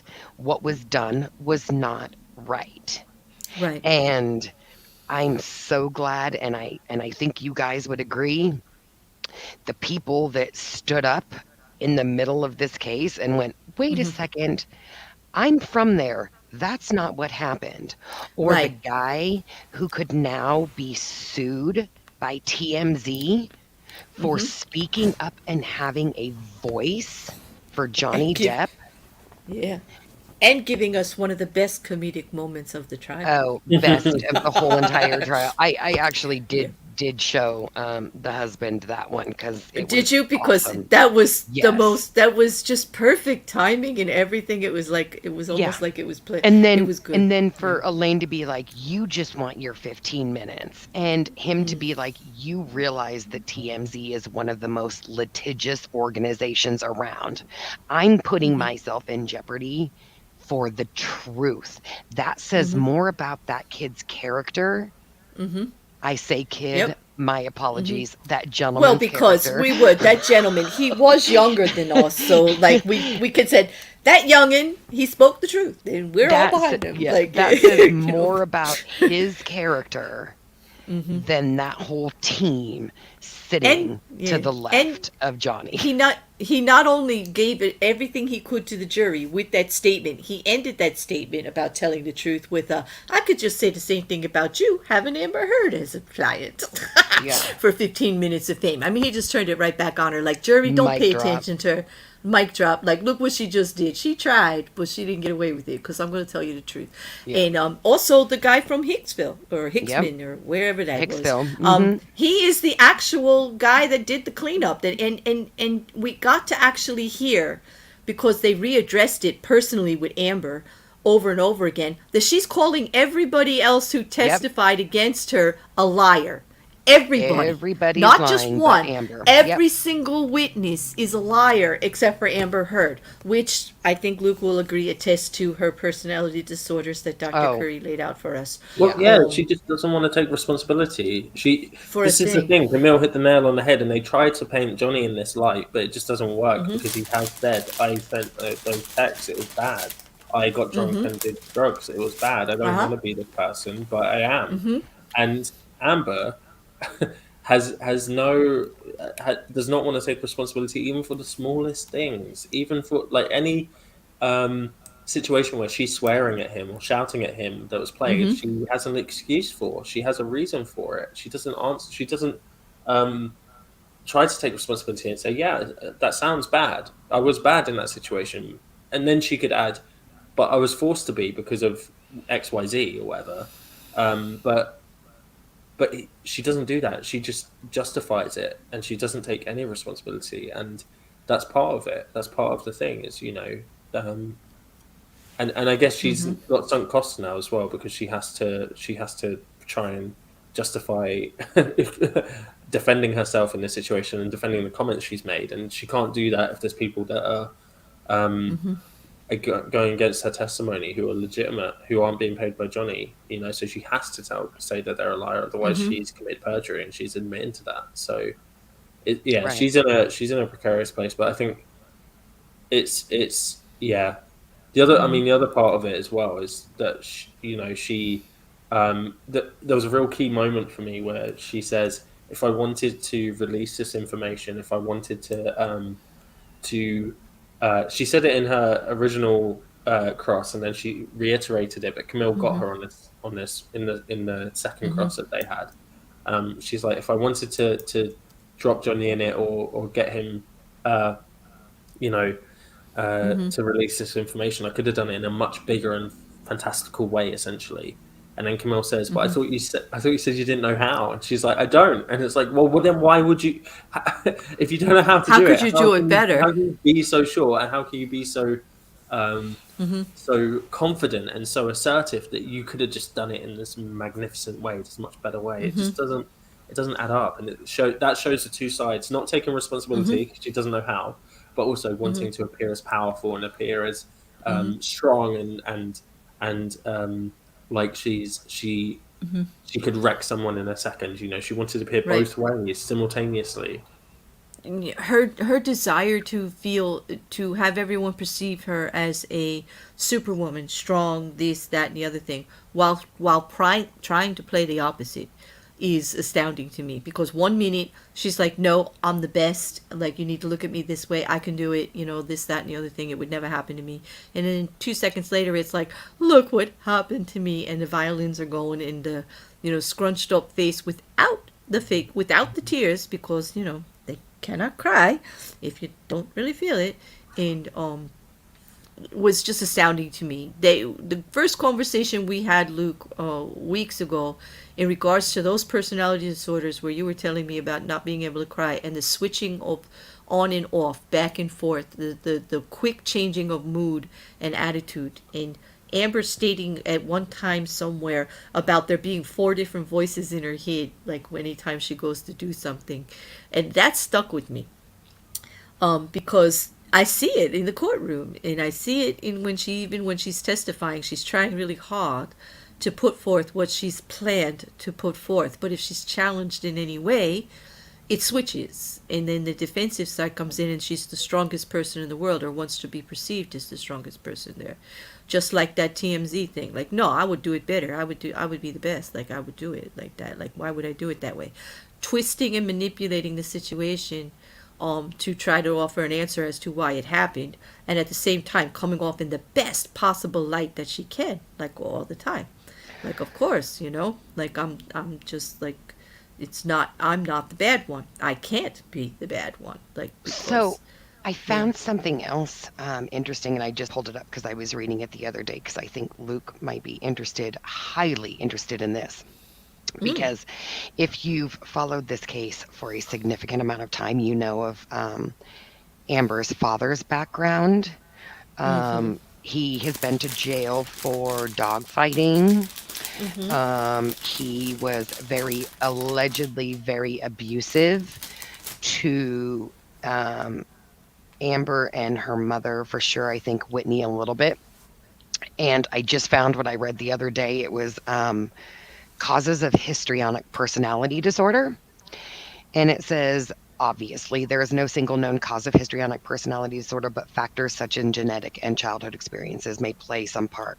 We know this. Anybody who studies any part of psychology base knows that there's multiple factors for anything. But I find it very interesting, and I wanted your thoughts on this, that it says, remember how Amber spoke about being very close with her father? She was the child, the boy he never had. Did you hear that testimony? Yeah. Okay, listen to this.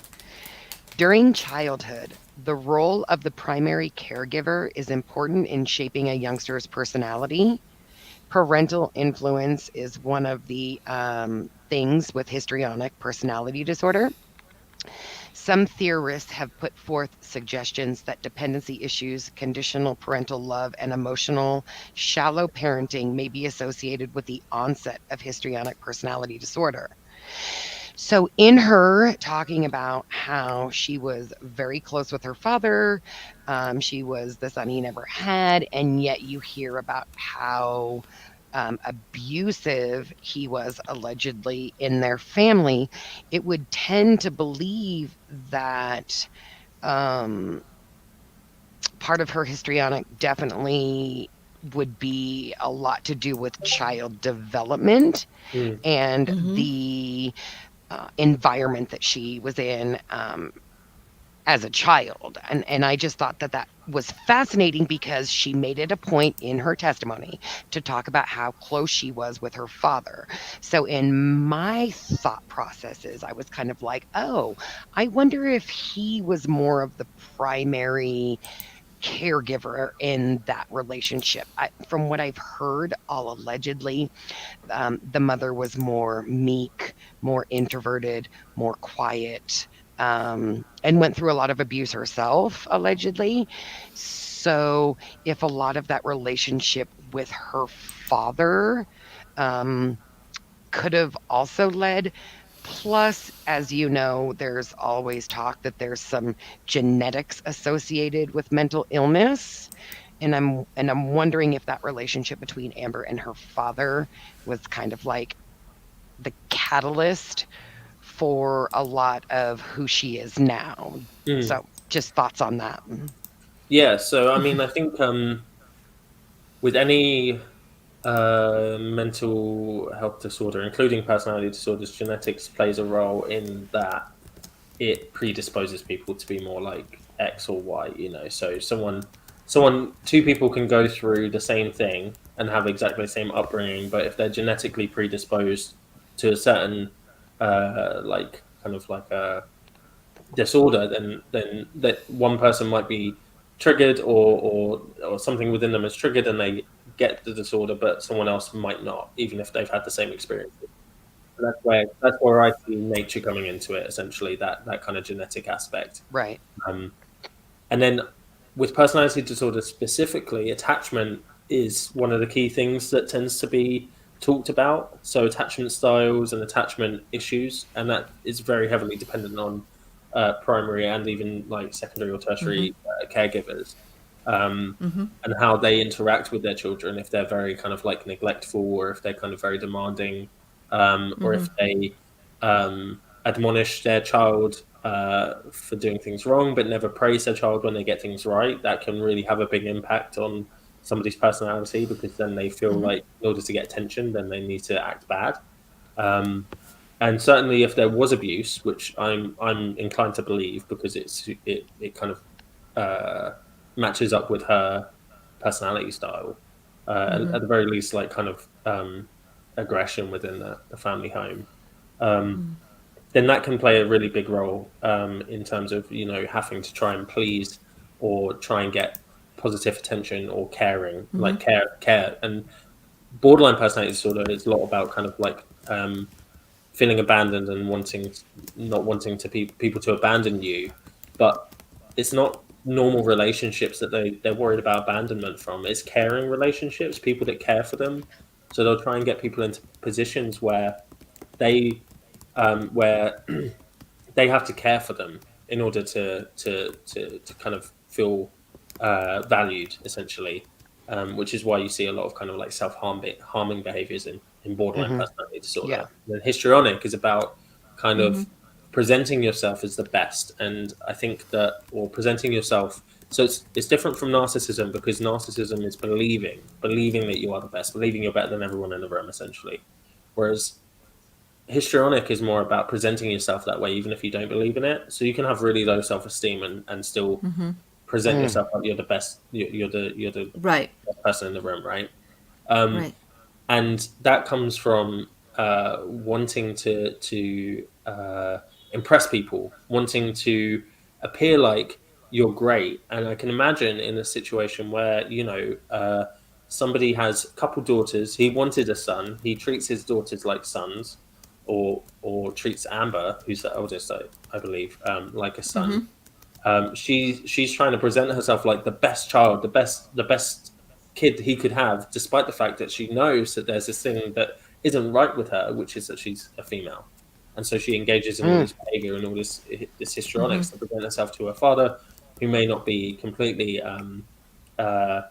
approving of her in order to do that, and that then goes into her relationships going forwards, because all of the way you interact with people in our adulthood is very difficult. Attachment work is some of the most difficult work, because it's really ingrained in our behavior. So if we have attachment issues, that's some serious therapy that somebody needs. And if it develops into a personality disorder, it is very, very, very, very difficult to try and sway those behaviors, because they're so entrenched. It's part of our personality. That's why people don't even, some psychologists don't want it to be like put as a mental disorder, because it's not really a mental disorder. There's a book written by personality. It's your personality. It's a personality disorder. Yeah, That's why they call it personality disorder, because it's like precisely. It's ingrained in you, right? That's the difficulty, is that they resemble mental health disorders because of the chaos that they cause in people's lives and stuff. But they're not the same. They're not imbalances of neurotransmitters. They're not trauma based. Sometimes trauma can cause or lead to them, but they're not always based in trauma. You can't do counseling and have it be effective. You have to give people strategies in order to cope with their personalities, which is very odd. It's a very odd way of working. Or you have to try and recondition people to have positive experiences and stuff like that. But it's very complicated, and I think that Amber's very much, everything I've seen of Amber, everything she says matches up with those diagnoses perfectly. I think Dr. Curry hit the nail on the head with them. Yeah. I think she did too. Ever since that testimony, it's like I can just keep seeing it over and over again with the way she's doing and actions that she's taking and things, the way they played out. Like it just becomes more and more evident. Well, and the thing too, Luke, correct me if I state anything incorrectly, but with personality disorders, those don't tend to really become diagnosed or recognized in an individual until your personality is believed to be fully developed. So we're looking Yeah. at late This is true. teens, early 20s. So if we Yeah. think of that in that aspect of it, when did they meet? How old was she? She was 25, So 26. very young. Mm. And we know that there's already some history associated with her and, like with Tasha and stuff. Right. But as far as being able to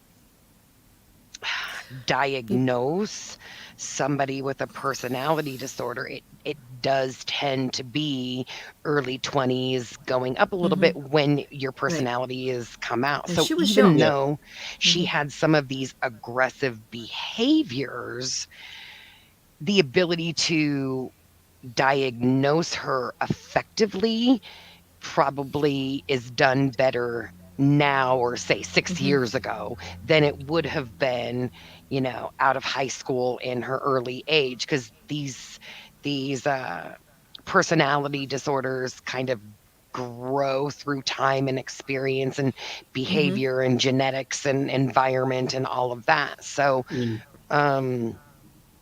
I was trying to think like how young she was when they got together, which is crazy because I think he was just at another level, mature wise, life experience, stuff like that. Oh, of anyways.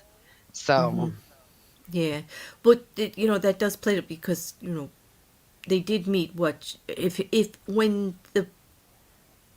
when that incident in the bed happened for her 30? That was her 30th birthday, Friday, right?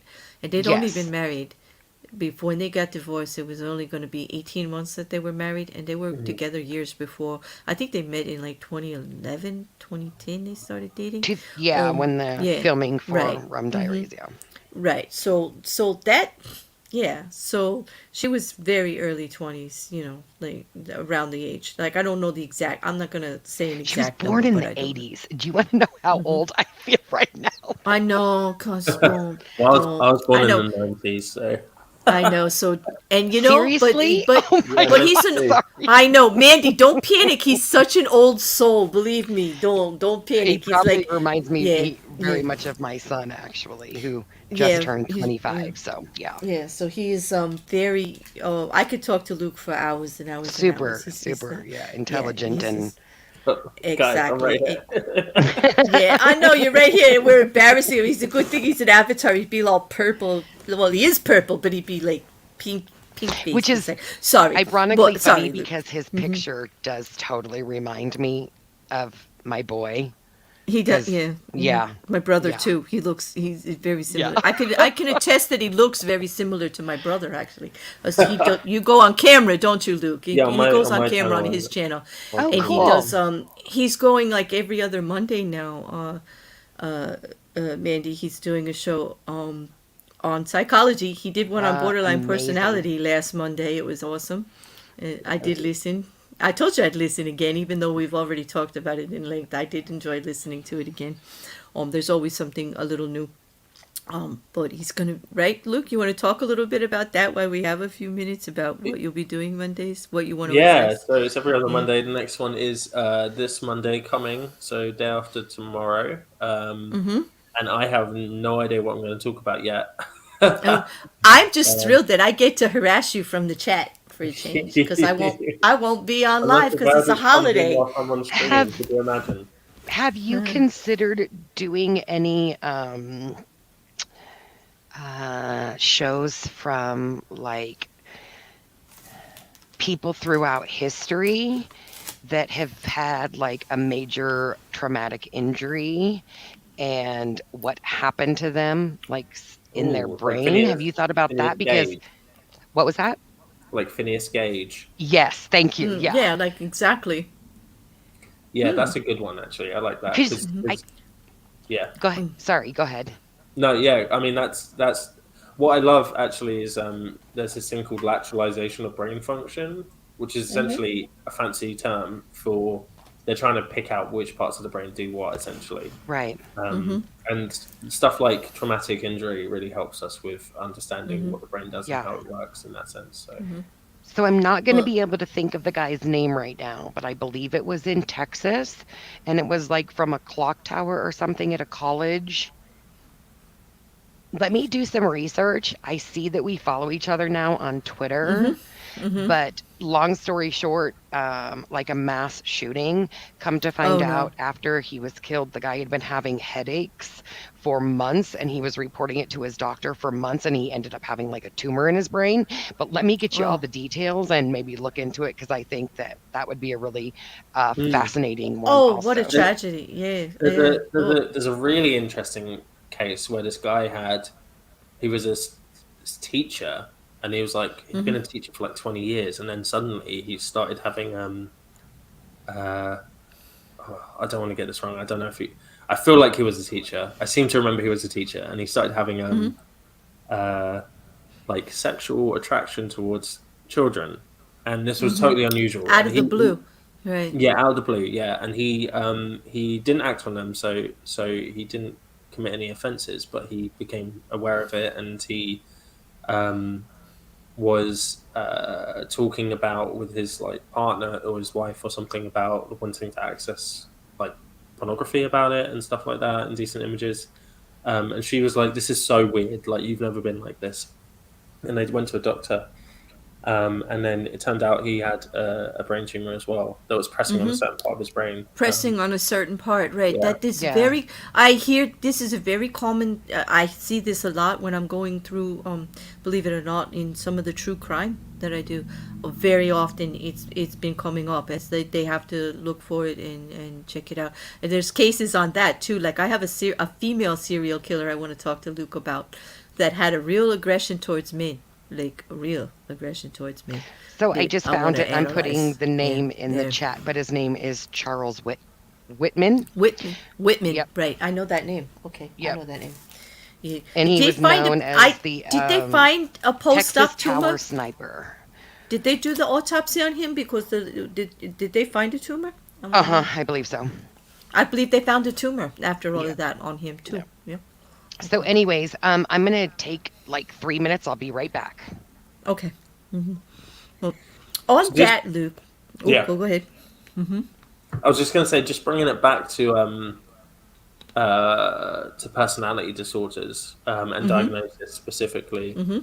One of the big reasons that people don't get diagnosed. So the point about young people is really fair, and in the UK, I don't know if they do this in the US, but in the UK, they give a diagnosis called emerging personality disorder instead of actual personality disorder because they don't want to diagnose too early on. So like 17, 18, 19-year-olds get emerging personality disorder. But the other reason that they try not to diagnose it is because of the stigma attached to it. Because there's this stigma, and we discussed this, Claire, I think, but there's a stigma about how these people aren't treatable. Right. They don't.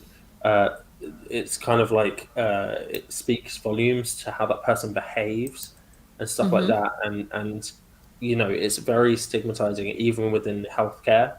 And when I was working on the mental health ward, people used to be quite dismissive of people with personality disorders. So, oh, they have PD. We try and get rid of them as soon as possible, basically. And it's so that's another reason why someone might not have had a diagnosis when they needed one, because It's very complicated. unfortunately- Yeah. and unfortunately, you know, these political issues or these social issues about stigma and stuff like that do impact on psychologists and psychiatrists that do want to diagnose because they can't do it. You know, if somebody's going to get a label and it's going to stick with them, they're going to really struggle from there out. They don't want to give it. And there's a guy that I was working with actually, who he has learning disabilities, but he acts like he has personality disorder as well. He has traits that would indicate to me that he does. And I talked to his psychologist and I said, why can't we, you know, to get a psychiatrist talk to him about a diagnosis, give this evidence and stuff, and she was like, that would be detrimental to him because the services that for personality disorder in the area are very sparse and they're very they're very like stigmatized. Basically, they don't provide as much money towards those things, and it's better for him to have the learning disability services and us to be aware that that's a trait that he has and work around it. And that's just exactly what it's like. So I'm not surprised that she didn't get these diagnoses earlier. Right, and you know, because she did get a lot of therapy. She's got a lot of doctors working with her like all the time. But this is why when she's using in her testimony all these words and all of this stuff that she's doing, she's very she's got a lot of experience into what to look for different things or how certain things are presented, especially in the presentation of her PTSD. And I'm using you can't see it because I'm an avatar, but I'm using air quotes. Her PTSD that she claimed to have, and that Dr. Hughes, without actually going through the proper testing, actually diagnosed her with, which was a big part of the case right there, that she had to admit, based on my based on what I knew of her before, I just diagnosed it. Like, I didn't do the test. The testing was not done afterwards. See, after I already said she had. Yeah. The way I feel about that is that that's not actually that unusual that somebody would, in a treatment setting. This is the problem, right? I think Dr. Hughes is more of a treating psychologist than she is a forensic psychologist. And so she's done lots of good work, and if she'd done that in a treatment setting, it'd be fine. She would have been fine with it because she's just diagnosing her based on her clinical knowledge, which is very experienced, and then using that to form a treatment plan, essentially. Right. The problem comes in that it's not she's not been retained for treatment. She's been retained for this forensic thing. It just comes back to that. So she shouldn't be doing that because that's not going to tell the jury. That doesn't show the jury, right? The jury don't have her clinical judgment, so they just either base it on her words, or she uses a clinical test that she knows will give the result that she's already given to prove it. And the thing that I found really interesting is that she did it 10 days after Dr. Curry did hers, and that says to me that she went, "Oh, Dr. Curry's going to have evidence for this. It's not just going to be her word. I'm going to have to do it as well." I got to document. Right. Yeah. I can't just do what I normally do, because in other testimony that I have found with her going to court, she didn't use testing. She just used her opinion, just her opinion. Yeah. Checklist. The same as her checklist. Yeah. Well, oh my God, they weren't even died. tests. You know, when she was rattling off the names of them, I was like, how many of those are just like the 5 questionnaires that you take? Like, and come to find out that when Dr. Curry was talking about them, some of them were. I'm like, oh my God, like, this is, because she made it like such a big deal, that that she did so many. What she was like I did 12. You know what I mean? So, I don't know. It was really, really dumbfounding to me that they tried to make that so important. But again, the expert testimonies from Amber Heard's side were talking apples to oranges all the time instead of apples to apples, so that the jury could understand. It was almost like they just tried to mix up all the information to make it more confusing. Like, it was very frustrating for me. I mean, this is the thing. When the truth is on your side, you don't need to use deceptive tactics or anything. Right, because, I mean, not that I want to spend a lot of time on this man, but like, just as a point to confuse all of the situation, just to get that bad information out there. Why did they bring in Dr. Spiegel? What was that? Like, what was that? Like, I still don't know what happened there, except for that he was his face, the way he did his face, and he was like a promo advertisement for himself, and I still don't have any idea what point he was trying to prove to the jury whatsoever. Could either of you help me with that? Well, he was prepared to reiterate essentially what Dr. Hughes had said, in my opinion, but the real big problem for me was that he diagnosed Johnny Depp based on Jack Sparrow without having met him. And it's just, I mean, you can't do that. You just can't. Like, and he's a very experienced psychiatrist. He should know that. And this is the thing. It's like, I feel like they were paid and they were asked, "What can you give us?" And he had to, scrape the bottom of the barrel without having met Johnny, having asked and then refuse, without having met him. He had to go, "I need to give an opinion on this. I'm getting paid a lot of money for it." And then made a massive error because of it. Mm-hmm. And I think Oh, that yeah. maybe that was down to pressure, but I think I don't know. I think he oversold what he was able to provide, and then Exactly. got On burned. paper, he looked great, but if they had had one conversation with him, they should have known better. Really, really. His presentation was odd, to say the least. Yeah. And at first, okay, so at first, ha ha ha, it was funny. So my son actually started following this because of my following this, and ultimately his girlfriend, which I believe, Claire, she has listened to a couple of our streams. So hi, Yeah. Kay. If you listen to this one, you know who you are. Hi, Your name starts with a Kay. K. That's Yeah. not her name, but she'll know. All right. Hi, Kay. We were talking about just that whole interaction, and I was less horrified by his actions than I was that he spoke directly to the judge. I was like, did you just ask her if you had to answer? Did that just happen in real life? Like, I was appalled. So what were your thoughts? Mm-hmm.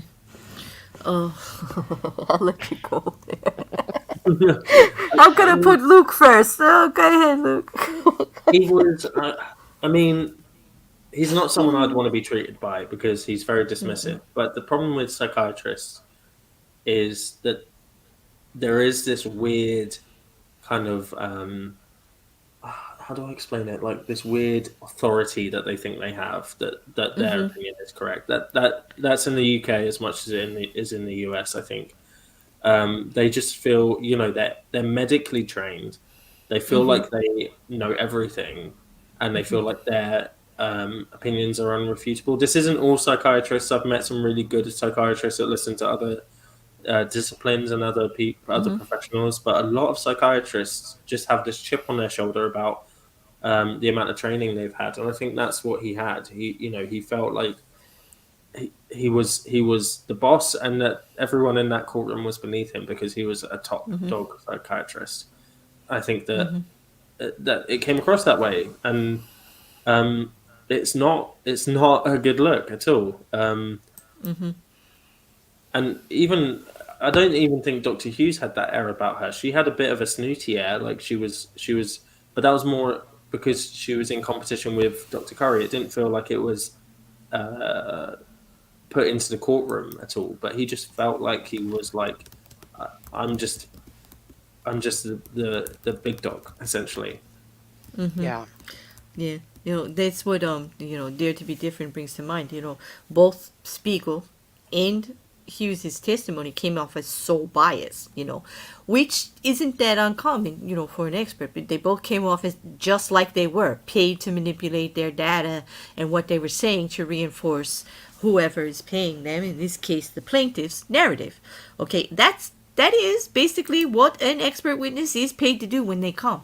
But the art of expert witnessing is to not let the jury notice it so much. Okay, Well, that and- you're just a hired gun. Like, to speak with confidence about what you know and to try to get them to understand where you're coming from with it in a way, pointing to parts of the testimony or whatever, or incidences, to actually support the image instead of just like, we're going to say whatever to make it go. A lot of it rang so false when they were getting so defensive, especially Dr. Hughes. Anytime Right. she was challenged, she was so defensive. She used language against men in general as abusers. You notice she didn't do that on redirect as much? No, because she reads social media, because they do have someone going over social media. And I know that for sure, because when Amber came back and testified and went over every single point She that said social it. media had picked on her, Like every single thing, she addressed it to fill in. She was putting gum in the ship with all the holes in it everywhere she could. They all were all day. They had that whole week they were off. They really had their PR team scouring everything that everybody was saying about them, and they tried to address all of it. But Dr. Hughes herself didn't use that language, which I commend her for changing it, because it was quite offensive for her to just label all men as abusers, like the men were just the abusers. And I know that there's, the percentages. Of course, there's more women and this and that, but almost all the studies and all the research, as we talked about before, Luke, they all put in there that it could be due to some underreporting too, that the numbers aren't really accurate on the man's side of it because of underreporting, because they don't come forward for a numerous amount of reasons. It's not that it's not happening, it's just that we don't have the numbers to tell you about it. And that's why funding is less and all of that. But still, she didn't even do, and I understand why she wouldn't want to put the disclaimer out there, because it also looks like she's done a lot of the ACLU work. She definitely is pro Me Too so hard that she is believe every victim, and she works a lot with victims, so I know why she says this. Believe every victim, and I do think that when you're going to get TROs and you're going to get protection, you should immediately get those. I think you should believe victims. I do. To an extent. I don't think they're allowed to just get it with no evidence when they're trying to take everything away from somebody. Yeah. When they're trying to actually persecute them, prosecute them, do everything. If it's going to go legal, if it's going to go into where you're going to be out there affecting their job and everything else, then you know what? You need to have something else to it. You cannot just destroy a person based on what one person says. That's just common sense.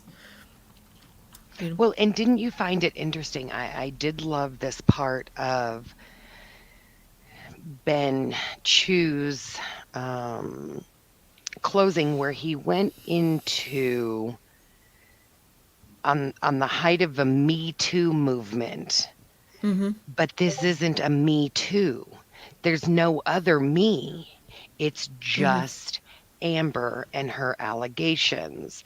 And 6 years ago, when this came out, if we follow what the purpose of the Me Too was for, nobody came in what you would say her defense against Johnny that he had been this way with anyone else. So it's all based on her only and her allegations.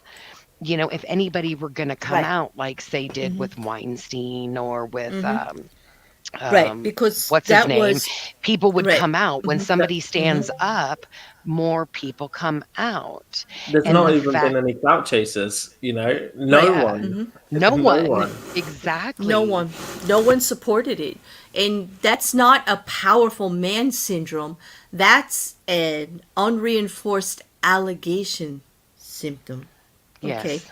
That is not just because it doesn't, that just takes all the credibility, like you said, away. And it's not that I don't want to believe I hate that when they're saying you're victim shaming, that Amber Heard is a victim. And I'm like, no, Amber Heard is creating victims, period. She's the one out here taking away from everyone right now. I really believe that. I'm probably going to get some heat for it, but I really do. She's causing damage, and that's why I feel so strongly about this case. She's causing damage on a daily basis. Okay, she's creating victims, not Johnny. I think that Johnny stuck up for himself, like you said, Mandy. Any language that he used, I mean, all right, Luke, you're a man. Yes. Yeah. Okay, that's obvious. Okay, I stated the obvious. Glad yes, we got that YouTube, out of I'm the way. guilty. Glad we Glad have we got that out of the way. clarification. Luke is a man, okay? And I have talked to other men, and they're like, I don't know how he stayed with her as long as he did. If someone was talking to me like that, I do not know how I could handle it. They were empathetic to the stress. They were empathetic to the pressure. They were empathetic to the not being able to leave a room. They're like, why did he stay? Why didn't he just run? And I'm like, because they feel that pressure too. And they were like, how do you get it to stop? Pressure. It was almost like she wanted him to do all of the things that she's been saying he did. It was like putting him in a situation, Think of this also. So this is kind of how I've thought about that. My husband was raised Southern Baptist. Mm-hmm. His parents had been together 55, 56 years. Mm-hmm. He was with his first wife for 13 years and was physically and mentally and psychologically abused. And he stayed because in his upbringing, in his world, you get married once and you make it work. So a lot of people's the way that they were raised also, and plus I think if you look at Johnny's testimony at the beginning of this trial, he really looked at her, and I think in a lot of ways he's a 50-year-old guy. Here's this 20-something-year-old girl. She's Mm-hmm. stunning. I believe she pretends to be smarter than she is. I believe she pretends to be more of a lot of things than she actually is. But I think for him, it was like, wow, this young thing, this beautiful woman, she wants me. And he's already been through divorces or divorce once and then with Vanessa for a long time. I think that he really, really, did look at her as this just like angelic being and he wanted to be with her. But as you heard in the tapes toward the end, that was all a myth. It was all bullshit. It was all just in his head on what he wanted it to be, which is not what it was, obviously. So,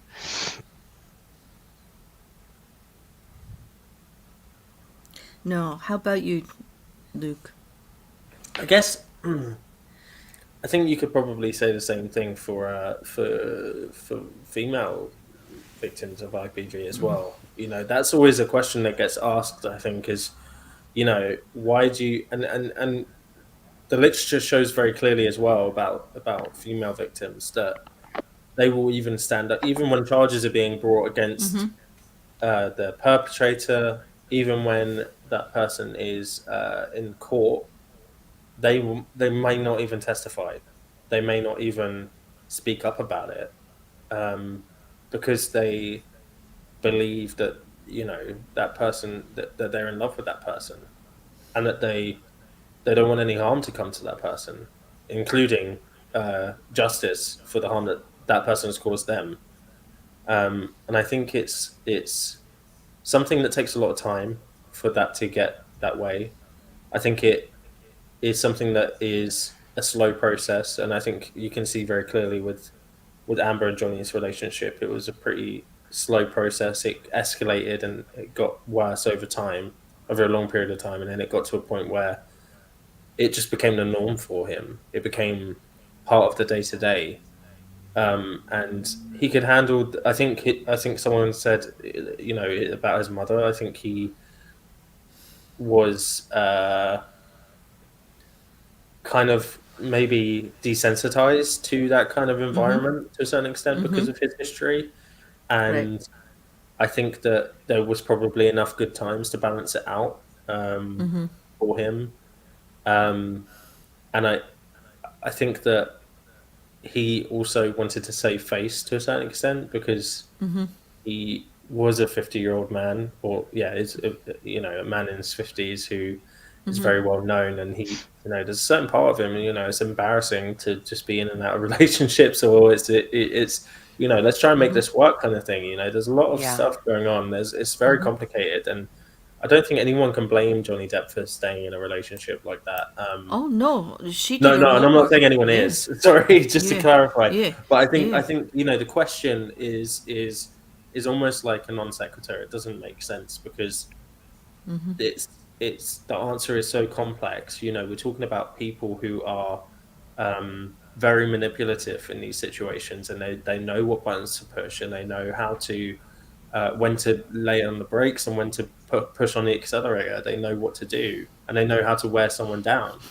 And in fact, I think it's very shocking to me, actually, that he's come forwards Mhm. and put himself out to the world like this as someone who is world As renowned, household publicly. name. Mhm. Yeah, Mhm. and is basically saying this is I'm this I'm a victim here. And Mhm. it's in the masculine world that we live in. That's a sign of weakness, Right. Yeah. and it's embarrassing. And Mhm. I think that he's done a very brave thing in talking about it, even if it weren't true. That, say he wasn't the victim of abuse, just for devil's advocacy sake. So I'm not saying this is the case, but that would be a risk saying that stuff. Mhm. This is It why would. you don't Yeah. get people who are Right. claiming, in Mhm. this is a rare occurrence where a man Mhm. will use as a defense that he was the victim. Actually, that's not Right. that was actually a big red flag for me, in terms of believing him, was that he did say that, because that's not usual. Mhm. That's not a play that people make. Their pride comes in the way. They don't And want to be seen as weak or meek, especially abusers, because and it's how all he about said it. power. And how he said it. How hard it was for him to say it when he was up there. How careful. How when he first came to trial, how slumped he was, right, Mandy? Like Yes. Luke, you noticed his demeanor Yeah, changed Yep. after that. A And to hundred me, percent. that spoke with what we're all told when we're reading, and we're reading about the cases of abuse, and we're reading about everything that goes on.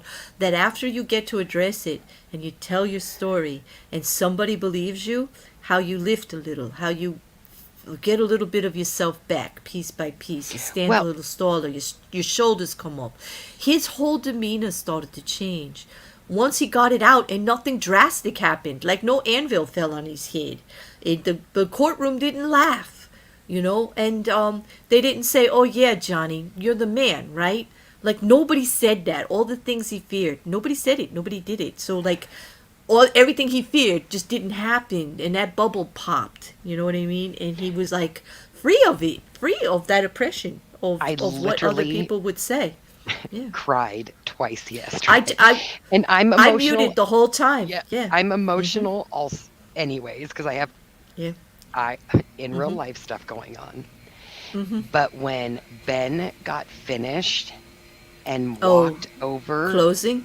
Yeah. and hugged Johnny, I Yeah. screenshotted that and sent it to like all my kids because we've I been know. talking about this. Mhm. And I sent it to 19 and I was Uh-huh. like, I'm not crying, dot, dot, dot. You're I crying. lie. You're I crying. am Yeah, I crying. lie. I cry. And I then I the put it on there for you on the yeah, thumbnail. I knew it. I knew. I know. yeah, Yeah, God, my I did. There were heart. moments of this week that needed to be shown, and I put them there for you, just like I did that hug with Camille and Johnny that one Yep. time, And then and when the little he secret left, looks. yeah, Yeah. when he left yesterday and he, oh my God, I'm gonna cry again. And he turned around and like raised his fist, like he got to have a voice. And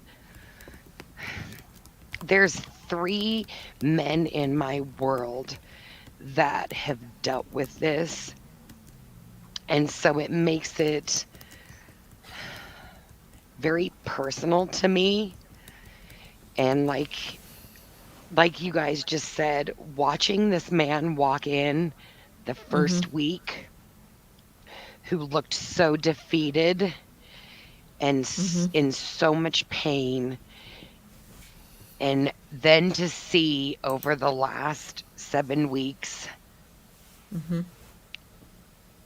how his body language has changed, it was like reminding me of my husband, the man that Mhm. I love more than anything in the world, and thinking back 10 years ago to this man that I met who had been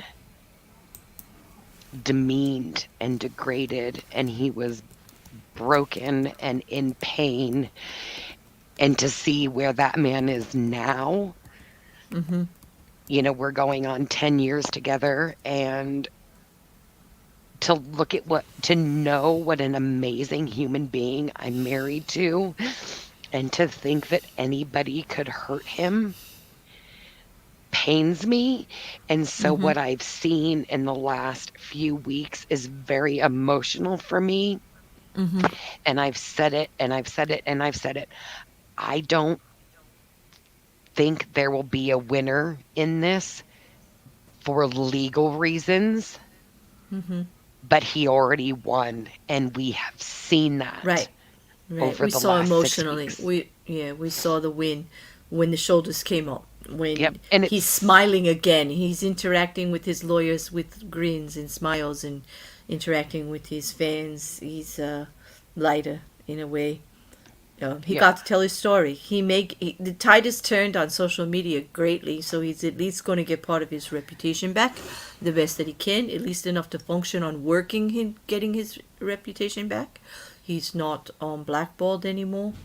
The issues have come to light. It's good. Sorry about Yeah, that. so this is like no, that's super okay. emotional You know for what? me. I'm gonna give you a gift. I'm gonna give you something challenging before you go, because I know you gotta go. There was something that our friend Mikkel, she's a mutual friend of ours, Mandy, and she dealt with Yes. this case also. She's been following it. And Luke too, I'd like your opinion, because we have one incident of evidence, and this has perturbed me a little bit too, where there are 5 people involved, and all 5 of them told a different part of the story, and all 5 of them it's a little different. We're talking about the staircase incident, okay, where Johnny is accused of pushing Whitney down the stairs, okay. Travis, the bodyguard, says that didn't happen. He was coming up the stairs with Johnny. Amber was at the top of the stairs. Debbie was obviously at the top of the stairs over near the penthouse somewhere else. And I know Mandy and I have an opinion by why her testimony is different. And I believe that that's valid after some other things that we've read. But I'll go into that. And then Johnny is saying he was coming up. His hand was in a cast. Whitney is saying she may have been pushed or hit by, John. She says Johnny, but in others it was Johnny or Travis could have hit her in the back. Amber says she was trying to prevent that Johnny was in front of Whitney, between her and Whitney, and he was going to push her down the stairs, and that's why she punched Johnny in the face.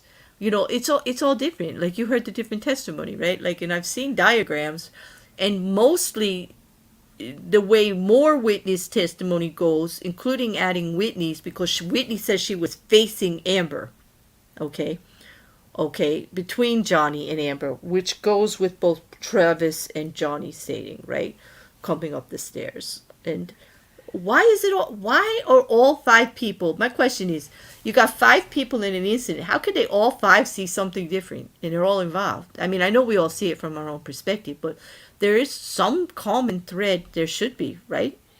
Somewhere. It's very perplexing. I guess part of me thinks that there's potentially damaging testimony on both sides in that situation. And that's why you're going to get inconsistent statements from both sides. His team and the people that have testified for Johnny have largely been consistent with Johnny. And Travis told the truth. He said, yes, Johnny messed up her clothes. Johnny denied it, but Travis says, no, he threw her clothes around. He was pissed. He threw her clothes around. Yeah. So I think when there's testimony that can be damaging to both sides, then you might get. But the thing is, this is the thing with the jury. If they're not clear, they're going to dismiss that entire situation. Yeah. Because if it's not clear that there's some parallels between some of the testimony and there's 5 different stories, they're just going to say we can't even make an assessment on this one. Let's just chuck that one out and focus on the others. And that's how I feel about it as well. It's like I'm not even going to think about that one because it's so unclear. The water's too muddy. It is, but I also think like part of Whitney's testimony was true and part of it's not because of the relationship with her sister. She's not going to say enough, regardless of how she felt about Johnny. She's not going to say too much about her sister, but she did testify to where she was standing, which goes against everything Amber said. And she did say she didn't get hurt and she wasn't really at risk of falling down those stairs. See, and I'm also wondering if the bump that she felt, because she said he hit me in the back.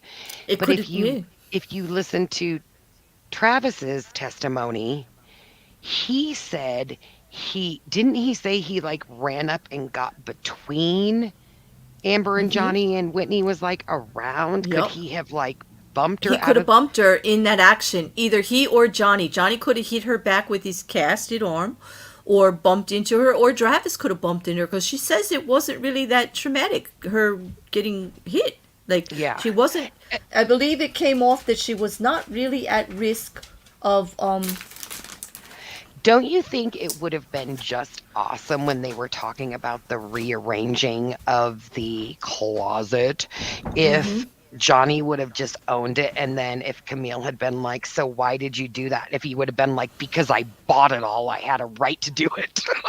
yeah, it would have personally- been like, I did it, but he, for some reason, he chose not to say that, but Travis said, yeah, the clothes. And then the part, like, and the reason I want to And ask I'm this wondering for Mikkel, how much damage he actually did, because I already believe that Amber will expand on things, and we already know that they're the ones that took the pictures. So is it possible that he did just grab one and chuck it down the stairs and knock one over, and then they went in and went like, hey, we've got to make this really, really bad Yeah, because I yeah. just cut his finger off, yeah, recently, so they did more damage?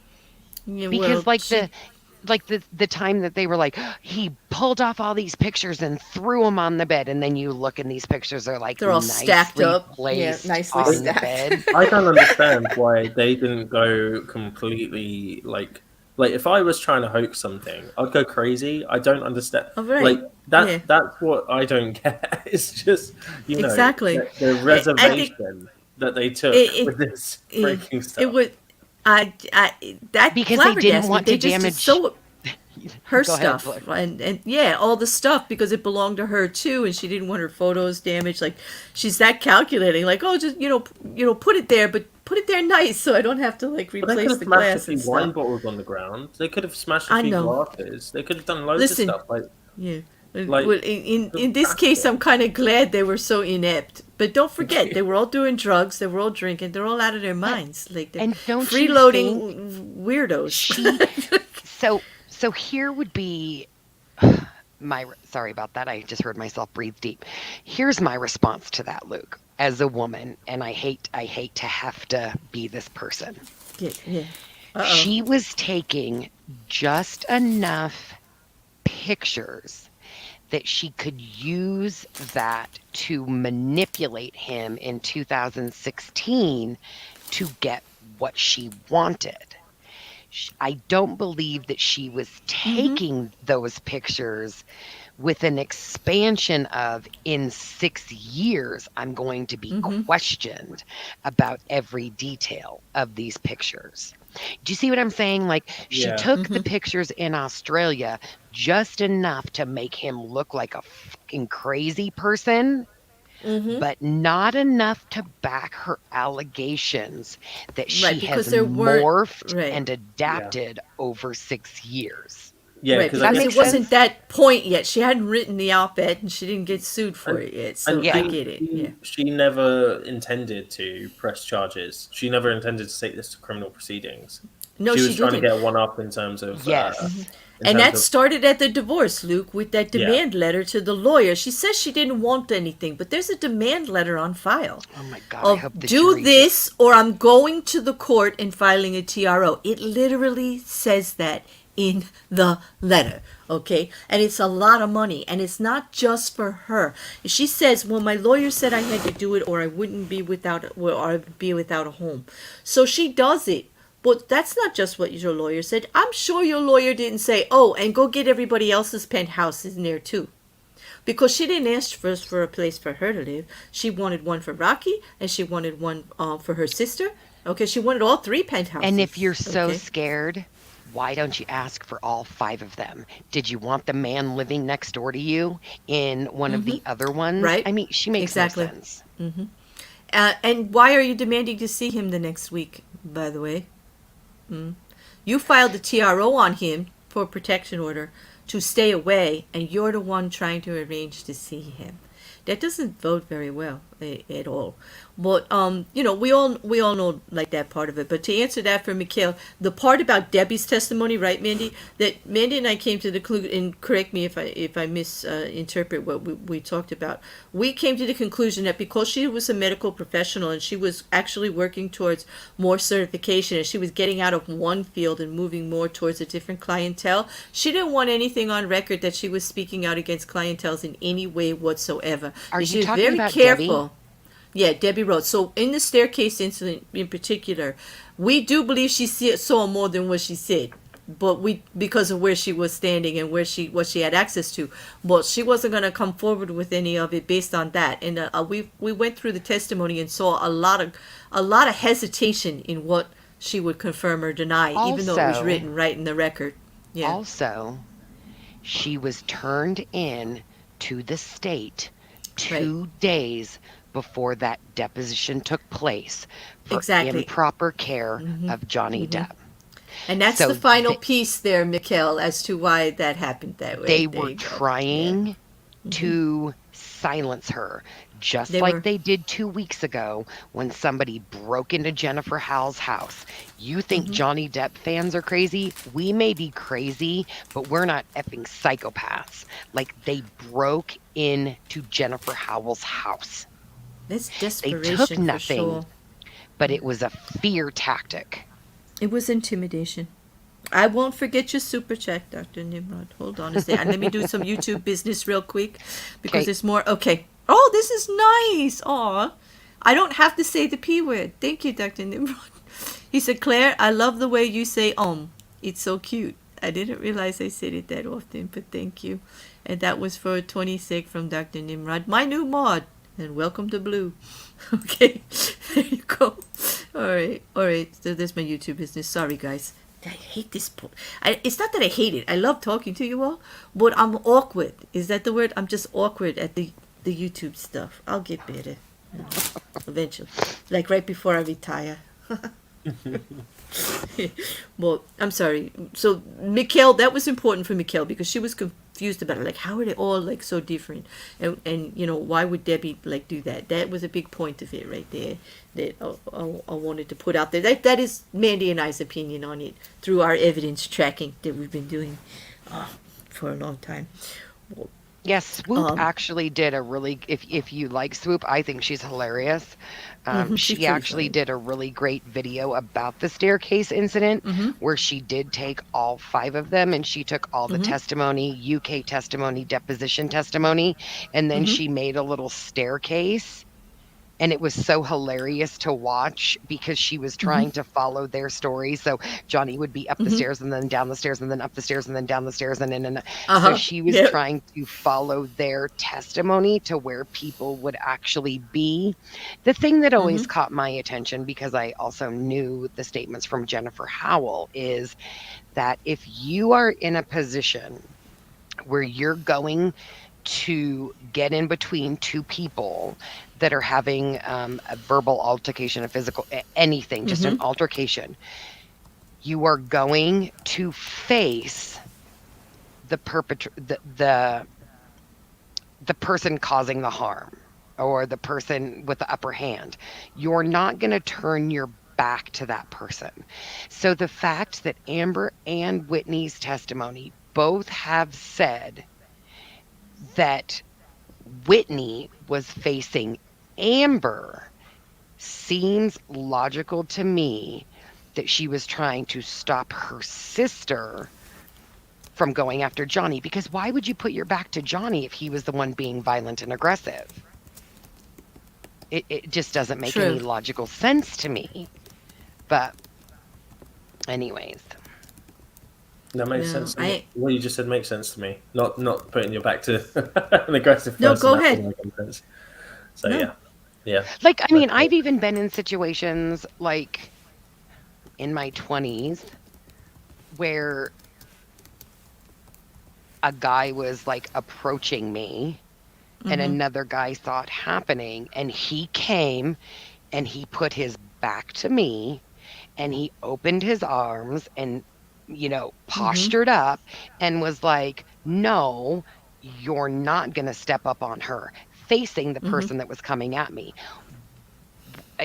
It's just yeah. Right. So that one stuck That with one me. that always rang true to me from the moment you and I started talking about it. That Mm-hmm. when Whitney said that, that was actually a true statement because everything. I have brothers. I have, I'm a female. I'm tiny too. I'm only 5 foot. So like people do tend to like think they can push me around, but then they forget I got brothers. And when my brothers step in between, that is exactly the way it is. They are with their back to me because you know what? Who you put your back to? Who do you put your back to? The people you can trust with your back. Okay, Yeah. not the aggressor. You do not put your back to the aggressor. You need to see what they're doing because you're fighting against it. So it Yes. was Amber. It clearly spoke. No matter what Whitney thought she was saying to protect her sister, some of it rang true into the actual incident that happened and portrayed Amber as the aggressor in that point. And I believe it. When we look at those staircase reenactments, the part of Whitney's statements that put that there, and then Johnny and Travis coming up the stairs, and Whitney being between Amber and Johnny, and Amber actually being at the head of the stairs on the landing, that rings more true when you take all of their testimony. Because remember, Debbie saw it she heard the noises and everything, and then she could only see part, right? But did she say that she saw Amber, but she never saw Johnny? So then if she was on the landing, she would only see her, right? Yeah. Yeah, so, and I don't know. It's just, it just rings true. And there was another video. Was that incredible that did that video that we played Yes. on last week? That is still linked below. That is a good one too because it puts the side by side of the different stories, and that was also incredible. Incredible did a wonderful video on it too. It was pretty good. So you could watch that too. But I wanted to do that for Mikkel because she's watched along with us the whole time, and it was something I wanted to address, and also just to figure out why they would all tell the wrong thing, but then. Or tell it a little different. And I guess that just goes to show, as we all know, everybody has their own perception of how something happens, why something happens, or even though you're all in the same room, everybody's perspective is a little bit different. And also their alliances and their loyalties and how years can change that when you're dealing with the person. Like Whitney has to deal with her sister this whole time, right? So she's looking at the situation a little bit different than we are. Right. So is Johnny, so is Johnny, and so is Travis. Out of all of them, I think Travis was the most honest. Like, clearly tried to just put the facts out without getting fired. He still had to worry about that, right? Because he's loyal to Johnny. But it was interesting. It was interesting because they all had a different way. Perception is super interesting as well because you could just have people like there's a famous I don't know how famous it is actually, but there's like a story that I remember from when I did my master's degree about there was a prison where the prison officer had like fainted on a staircase, and he was with a prisoner at the time, and I think he stopped breathing or something, and the prisoner was started doing CPR, and then another prison officer came down the stairs and saw this prisoner overlooking a downed prison officer and basically like restrained him and stuff. And in his testimony about it, he was saying he saw the prisoner attacking the prison officer that was on the floor. And obviously I think it got resolved and stuff, but that was his true memory. He wasn't lying when he said that. His perception was because he had this unconscious bias that if he saw someone on the floor and someone was on top of them, that was an attack, and that because it was a prison officer and a prisoner, that looked like an attack to him. And then his memory filled in the gaps of like seeing punches and stuff like that. And I don't think he was lying at all. So when we have these biases towards certain individuals, our memories will fill in the blanks for us, and when we remember it, our recall will be biased. So, some of them may have been telling what they thought was the truth. It may be that they thought, "Oh no, this is what I saw," or "This is how it went."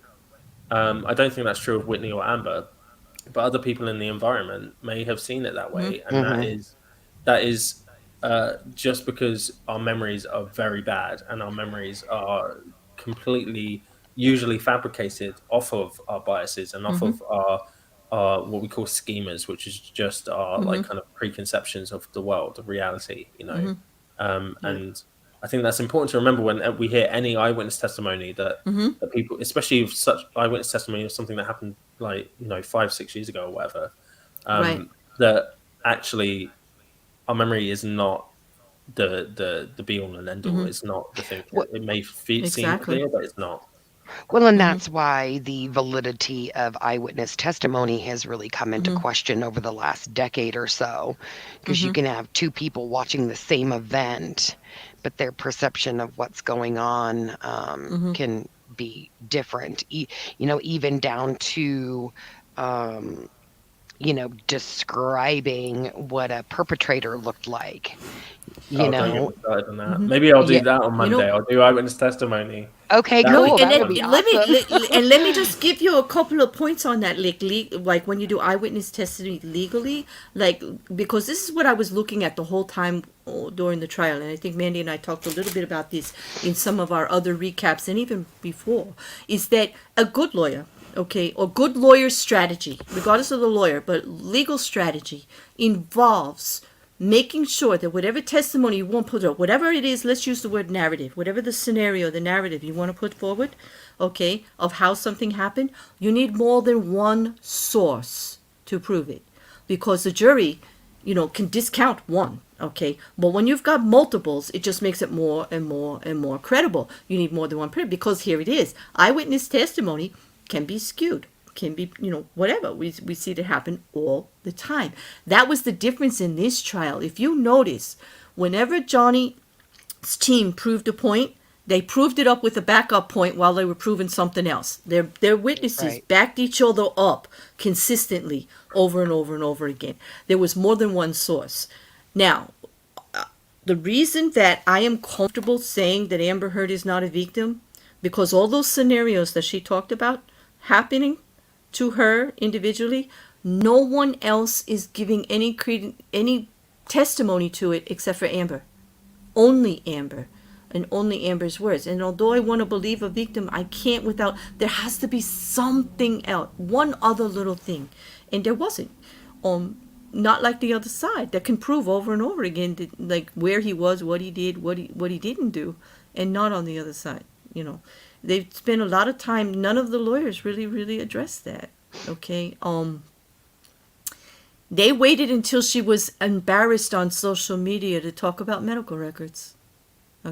They brought it up after the fact. We went on break. Then they had that little testimony where Amber went over everything, why she didn't go to a doctor, why she didn't do this, why she didn't do that, because it was all what everybody else was pointing out. But that should have been brought forward in the beginning to help her with her case. Do you know what I mean? Like, in strategy, that would have made more sense to me.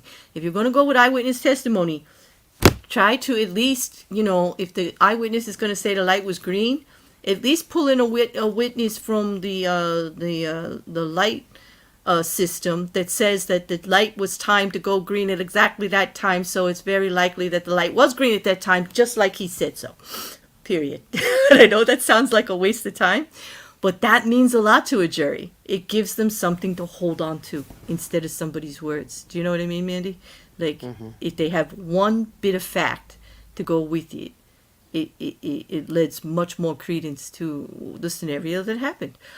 Because like you said, Luke, right? Our brains, like, they change things to what makes sense to us, Well, and in the chat, they were just talking about... Aaron and Luke were talking about. Where'd it go? Oh yeah, perception of what is this? Adrenaline. Oh my God, you add that, and oh my God. All right, there we go. Also, and Luke. That's a whole stream. Yeah, Luke can back me on this one because this is what I use for my kids when they tested. I was trying to always tell my kids not to stress over testing. Just go in and do your best, because this is a major issue with people who test. Because when you stress, it releases cortisol, and cortisol makes you forgetful. So there's all of these factors too. They were talking about adrenaline. You can just everything associated with these events that these guys went through. And then you're right, 6 years later, trying to remember exactly how they went. That's why I was more appreciative of Johnny's testimony, because he wasn't trying to fill in the gaps with a bunch of BS. And it didn't just keep growing and expanding into these major events. He was trying to keep it very specific to what he remembered and not filling in with all of these other things like obviously Amber did, but that's just because she's putting on the show of her life, right? Yeah, but that's really key, actually, Mandy, because the way our minds work and memories work is, so a really good example is there's this like paradox in psychology and especially memory about how when we're not doing anything, time feels really, really slow, right? When we're bored. But then when we try and remember what we did during that time, we can't remember any of the details. And then, but then, like something like a holiday, like going to, I don't know, Italy or something for a week, it feels like it goes really quickly, but you have a lot more memories from it.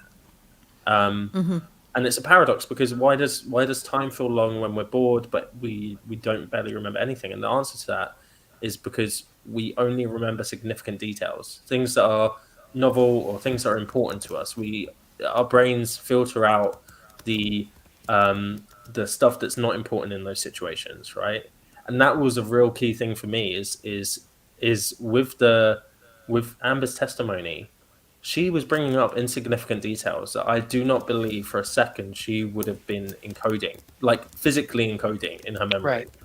Because why would she? It's not significant. Her brain wouldn't be focusing on that. If she was in that situation, she wouldn't be thinking about the dirty carpet. She wouldn't encode that memory. She would be encoding how Johnny was making her feel, what he was doing, where he was, that kind of stuff, and even that stuff when you include adrenaline, she's running on autopilot at that point, and the thing with adrenaline is because it makes us run on autopilot, we don't encode things because we're just trying to get away from the danger. So for me, it just didn't make sense that she'd remember these tiny little details and stuff. And the qualifiers about I remember it because it was weird or bizarre or something like that just added to the fact that actually that's her trying to say that believe that I remember this because the only reason I remember it is because it was weird. And people do that when they're trying to fabricate things. Well, they're trying to convince you on how you should believe it. Like, she doesn't go for just giving you a story. She actually tells you why you should believe it, how you should believe it, what'll happen if you don't believe it. Like, she goes really far, like, in her and her exaggerations. Like you said, you had me looking for those. Each time she told the story, Mandy, how many depositions have we seen where things change? Things change from story to story. And it's not like she just left it out on the first one. She actually changes the details, not just leaves them out. Because she had to change the details because evidence came out against her that came out against the original allegation. Yeah. So right. She was really clever. And it's funny to me, for somebody that has been through abuse, I couldn't tell you what the floor looked like, but specific smells are very, can be triggering to me. There's a specific alcohol that's really bothersome to me.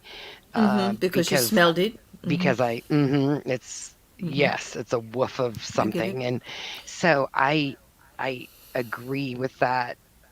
So the things that she was remembering was just bizarre. Exactly like you said, it's not things that you would bank in your memories of that event. It was just...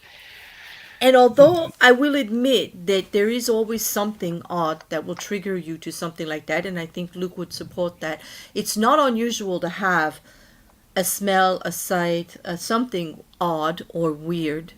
She is right in that respect, that it's not unusual, but the amount of detail is what Luke and I were focusing on. I think the amount of detail she has surrounding it that is troublesome. The way she's filling it all in, that is troublesome. It's not, she is using that thing that happens when there is trauma and how you Yeah. get triggered and where you go back. She's using it, but she's forgetting that you can't take all the other parts and put it in there too, like completing all the story, like the stepping on the bee part. Like, and then, What was that even about?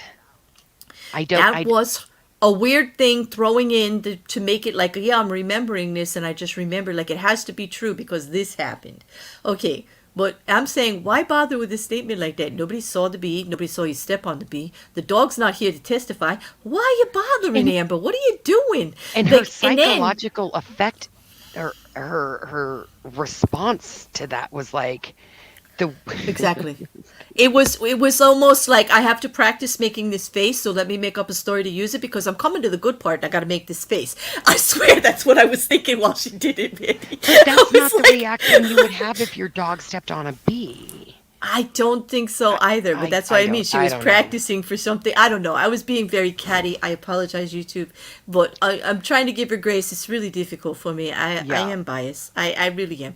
Well, but especially when she wore that bee earring for the rest of the trial after TikTok had to go at her because of the bee story. Everybody was focused on that. Like, why, Amber? What about the bee, Amber? Like, why? In this whole traumatic thing, you got to come up with that bee. Like, that's just ridiculous. But, I mean, it's not unusual for a silly thing like that to focus on somebody, but it's how she was using it that made it, I can't, just so unbelievable on top of everything else, like there were so many things in the same story that would have been the trigger for it. Do you know what I mean? Not just one little thing. I don't know. She's weird. But anyways, we haven't got to get to some of the things that we wanted to. I'm available. No, we didn't even. Yeah. I know. I'm available. Are you available? Monday because my Cool. husband's working. I know. Give me a time, girl. Well, Luke has something else going on. I don't know if we can get this in together. I've gone a little longer than I wanted today, but I think it was well worth it. But I would like to go through the What time is verdict yours, forms. Luke? I would too. What time is yours, Luke? If you want to join us. If you don't, I understand. And Mandy and I will definitely do legal for the rest of you in the chat. And YouTube, who is listening to us, we will definitely be going over the rest of the jury instructions and the there are some legal things I want to point out about closing arguments. I'm sure Mandy does too. That we want to get to, that was kind of some misinformation that they put out there that I was so really frustrating. upset About the malice about. stuff. Yes, about malice, about the anti-slap, about quite a few things, about punitive damages, like way to misdirect. There was at least 3, if not 4, absolute legal misdirections to the jury from Amber Heard's side that I think need to be addressed because there's a big misunderstanding. They did do a little bit to correct it. The jury instructions hopefully will. Oh, it was very frustrating, but. You go, what, at 2 o'clock is yours? It's at 7 p.m. GMT. That would be, so that's 2 o'clock Eastern Standard. That's 11 a.m. Pacific Standard. And 2 o'clock Eastern, 7 o'clock UK. That makes it about 9 a.m. in Australia, average, because there's several time zones in Australia. I'm getting better at this. This part of YouTube I got because all my friends are from around the world. So Central would be 1 o'clock in the afternoon. That would all be for Luke's stream. So I guess, Mandy, anytime after, like, Luke, you go around 2 hours usually. What do you think? An hour and a half, yeah. Yeah, okay. So I guess anytime you want Or to I could after, get up when he goes to work and go earlier, like 8 my time. I will go earlier with you if you'd like. I just would, if we could, I would really like to go harass him in the chat. I haven't been over there in a while. Agree.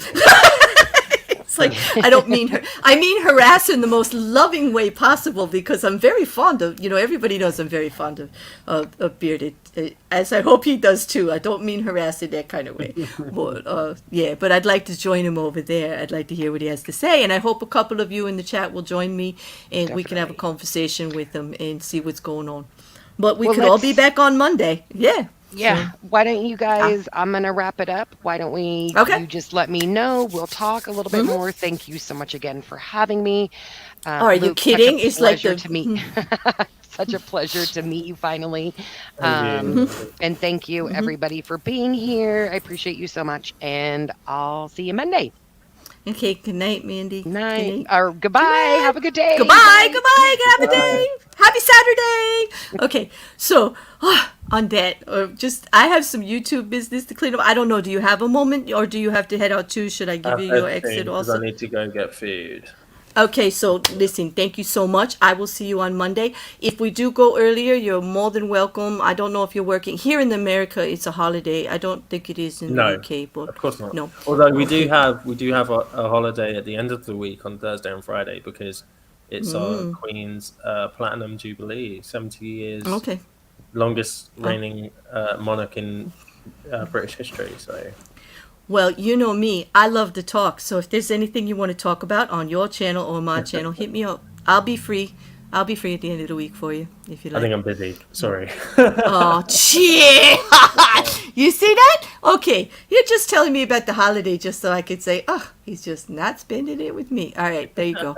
You have a wonderful time. And I know I'll be seeing you on Monday. So. Thanks, Claire. All right, so everybody, and his channel link is in the description, everybody, and I will be putting the link up for his stream. Do you put it up early by any chance? Is it up? I'll be doing that tomorrow, so it'll be on tomorrow. Okay, it'll be on my community tab also, so you can all find it easily. So it is on. or head That's over on Answers and Reasons, guys. So yeah, if you don't. Okay, follow them, yep. I'm just going to plug them quickly. They talk about philosophy a lot of the time. So they talk about morals, and they talk about the philosophy of mind and stuff like that. So if you're interested in anything around philosophy, they break it down to a nice level for people.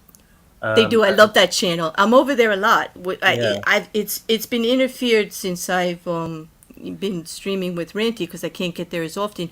But both of those channels are linked under Luke. It's his own channel and also his the Answer and Reasons channel because that's where he appears on most of the shows. So they're both there, and we both link them. And you have a great night. Thank you so much for doing this. I really enjoy it. I appreciate I'll see you it. one day. Bye. Okay, bye. All right. Okay, so on that, everybody, I stayed for a moment just to tell you what's going on with the channel. I really appreciate all of you here. Welcome to the new mods that have joined. I do stream at all hours of the day and night, so from all over the world. Anyone that would like to be a mod, if you have a Discord ID and you want to join the team, and especially those of you that I have met recently in other streams, especially over at Auditing the Absurd, so many of you have been so good to me. Only here I have one rule for mods, and that's in real life first, only if you're going to be here anyway. You know, it's a pretty open, we want you to have a good time, you know, and enjoy yourself. So there's no pressure. But I would like to get everybody in one place in the Discord if I could. It's not necessary though, if you really feel it. So you can message me anyway on Twitter, Instagram, or hit me up on Discord if we're already friends. You can even leave a comment for me to contact you somehow on the back of this video. If you're not here now and you hear this later in the replay, just hit me up. Okay, because we're building the team. On that note, we're building memberships, we're building Patreon, we're building everything. I never thought I would get to this point of YouTube, but thanks to Ranty, which I'm going to give a big shout out for the exposure in something that I love, covering this channel for the reasons, not this channel, this trial rather, for the reasons that I had. And because I've been in it already for 2 years, this is a wonderful way to end it. And also to grow at the same time for something I love to do is just like the icing on the cake. I appreciate all of you that I've met. I miss you so much over there in the chat. And I hope that we can continue with some of the other things. And on that note, some of the other things are tomorrow I will be doing a Black Mirror episode at 2 p.m. in the same time, actually, in the afternoon for most of my Black Mirror friends are from the UK, so we made it at 2 o'clock. Kim and I have moved it to 2 o'clock so that those of you on a Sunday, 7 o'clock in the evening for the UK can join us if you wish. There are a few episodes left to do that we're redoing from other things, and we're going to be redoing those, Kim and I. There's a couple left before we get to Bandersnatch, which will be a large panel type coverage. So anyone really interested in being involved in that and you would like to actually recap one of the various versions of the ending, contact me because we're looking to put together more than 2 or 3 people for that panel, possibly as many as 6 if we can, and it may be a 2 or 3-parter. And then after that, Charlie Brooker has released information through Netflix that they are continuing the series. So Black Mirror and I will still have a relationship on YouTube. Isn't that good news? It is for me. On that, I'll let you go. For those of you that are Mayhem fans, possibly an episode tonight, but I know next Sunday there will be. Definitely next Sunday there's a Mayhem episode. There may be one Sunday night, not absolutely firmed up with a couple of the guests yet, but we'll see. On that, I'm going to say goodnight, but before that, I'm going to read my last super chat from my friend and new mod, Dr. Nimrod. Love you, Claire Bear. You know what, Dr. Nimrod? You've been so much fun. I'm going to use the word love very liberally here and say I love hanging out with you and having you talk at me and chat with me. And the sex isn't bad either. 20 sec. And he loves me too. Not a bad way to end a stream. So thank you, everyone. Thank you for the mods who were here. Thank you for the new mods for coming on board. And I will see you all tomorrow. On that, have some fun and dance out. This outro is lit. Again, Counter Talk did me right. This one is fire, and I love it. First the members, then the outro, and I'll see you all tomorrow.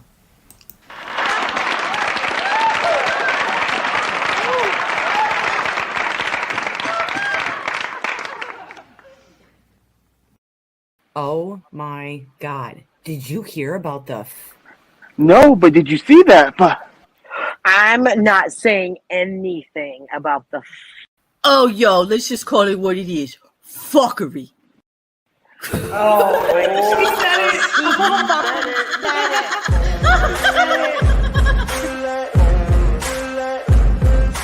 Ain't no motherfucker in this world can do it like me. Open up your eyes and insert a little rising. You don't have to love me, you don't have to like me. Got enough love in myself, in my psyche. You should have the same in your brain nightly. If you wanna taste, bitch, you can fucking try me. If you wanna hate, bitch, you know where to find me. And if you go and hate this, you can fucking bite me. I'll be cruising in my lane fast, call it high speed. I've been working hard, yeah, I've been working nightly. If you think you'll win, ha, not fucking likely. I be taking shots, yeah, I'm cold-blooded, not icy. saying anything Watching numbers grow is what I call sightseeing. In the front row, run it up when they hype me. The following grows, they know how to ignite me. Call me CEO, I've been running shit right, see. No, but did you see that? I'm playing games, I create my own lane, making pleasure out of pain, turning losses into gains, I'm the boss, I'm making change. I've been rocking this exchange, popping off and risking things, gonna make a fucking name. I just wanna be famous, but I don't want that cheap fame. No, I'm not that vain, I just wanna be greatness. Oh, yo, let's just call it what it is. Fuckery. I just wanna be greatness.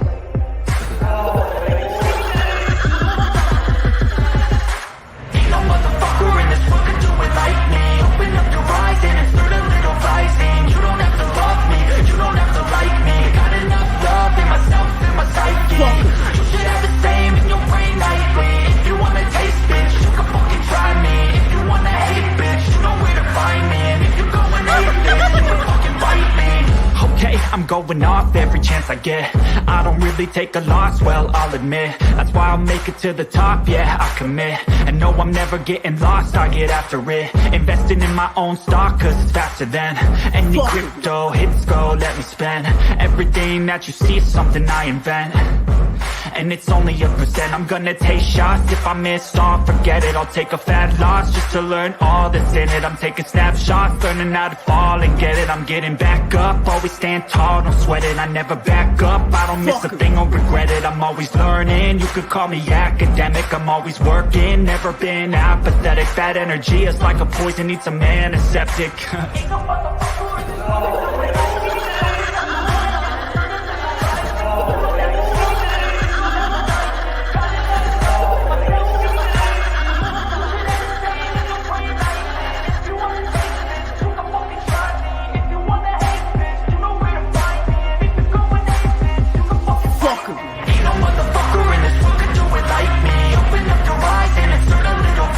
You don't have to love me, you don't have to like me. Got enough love in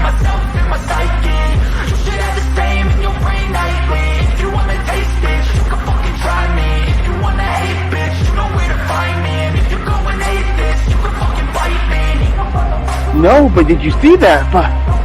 I'm not saying anything about the Oh, yo, let's just call it what it is. Fuckery.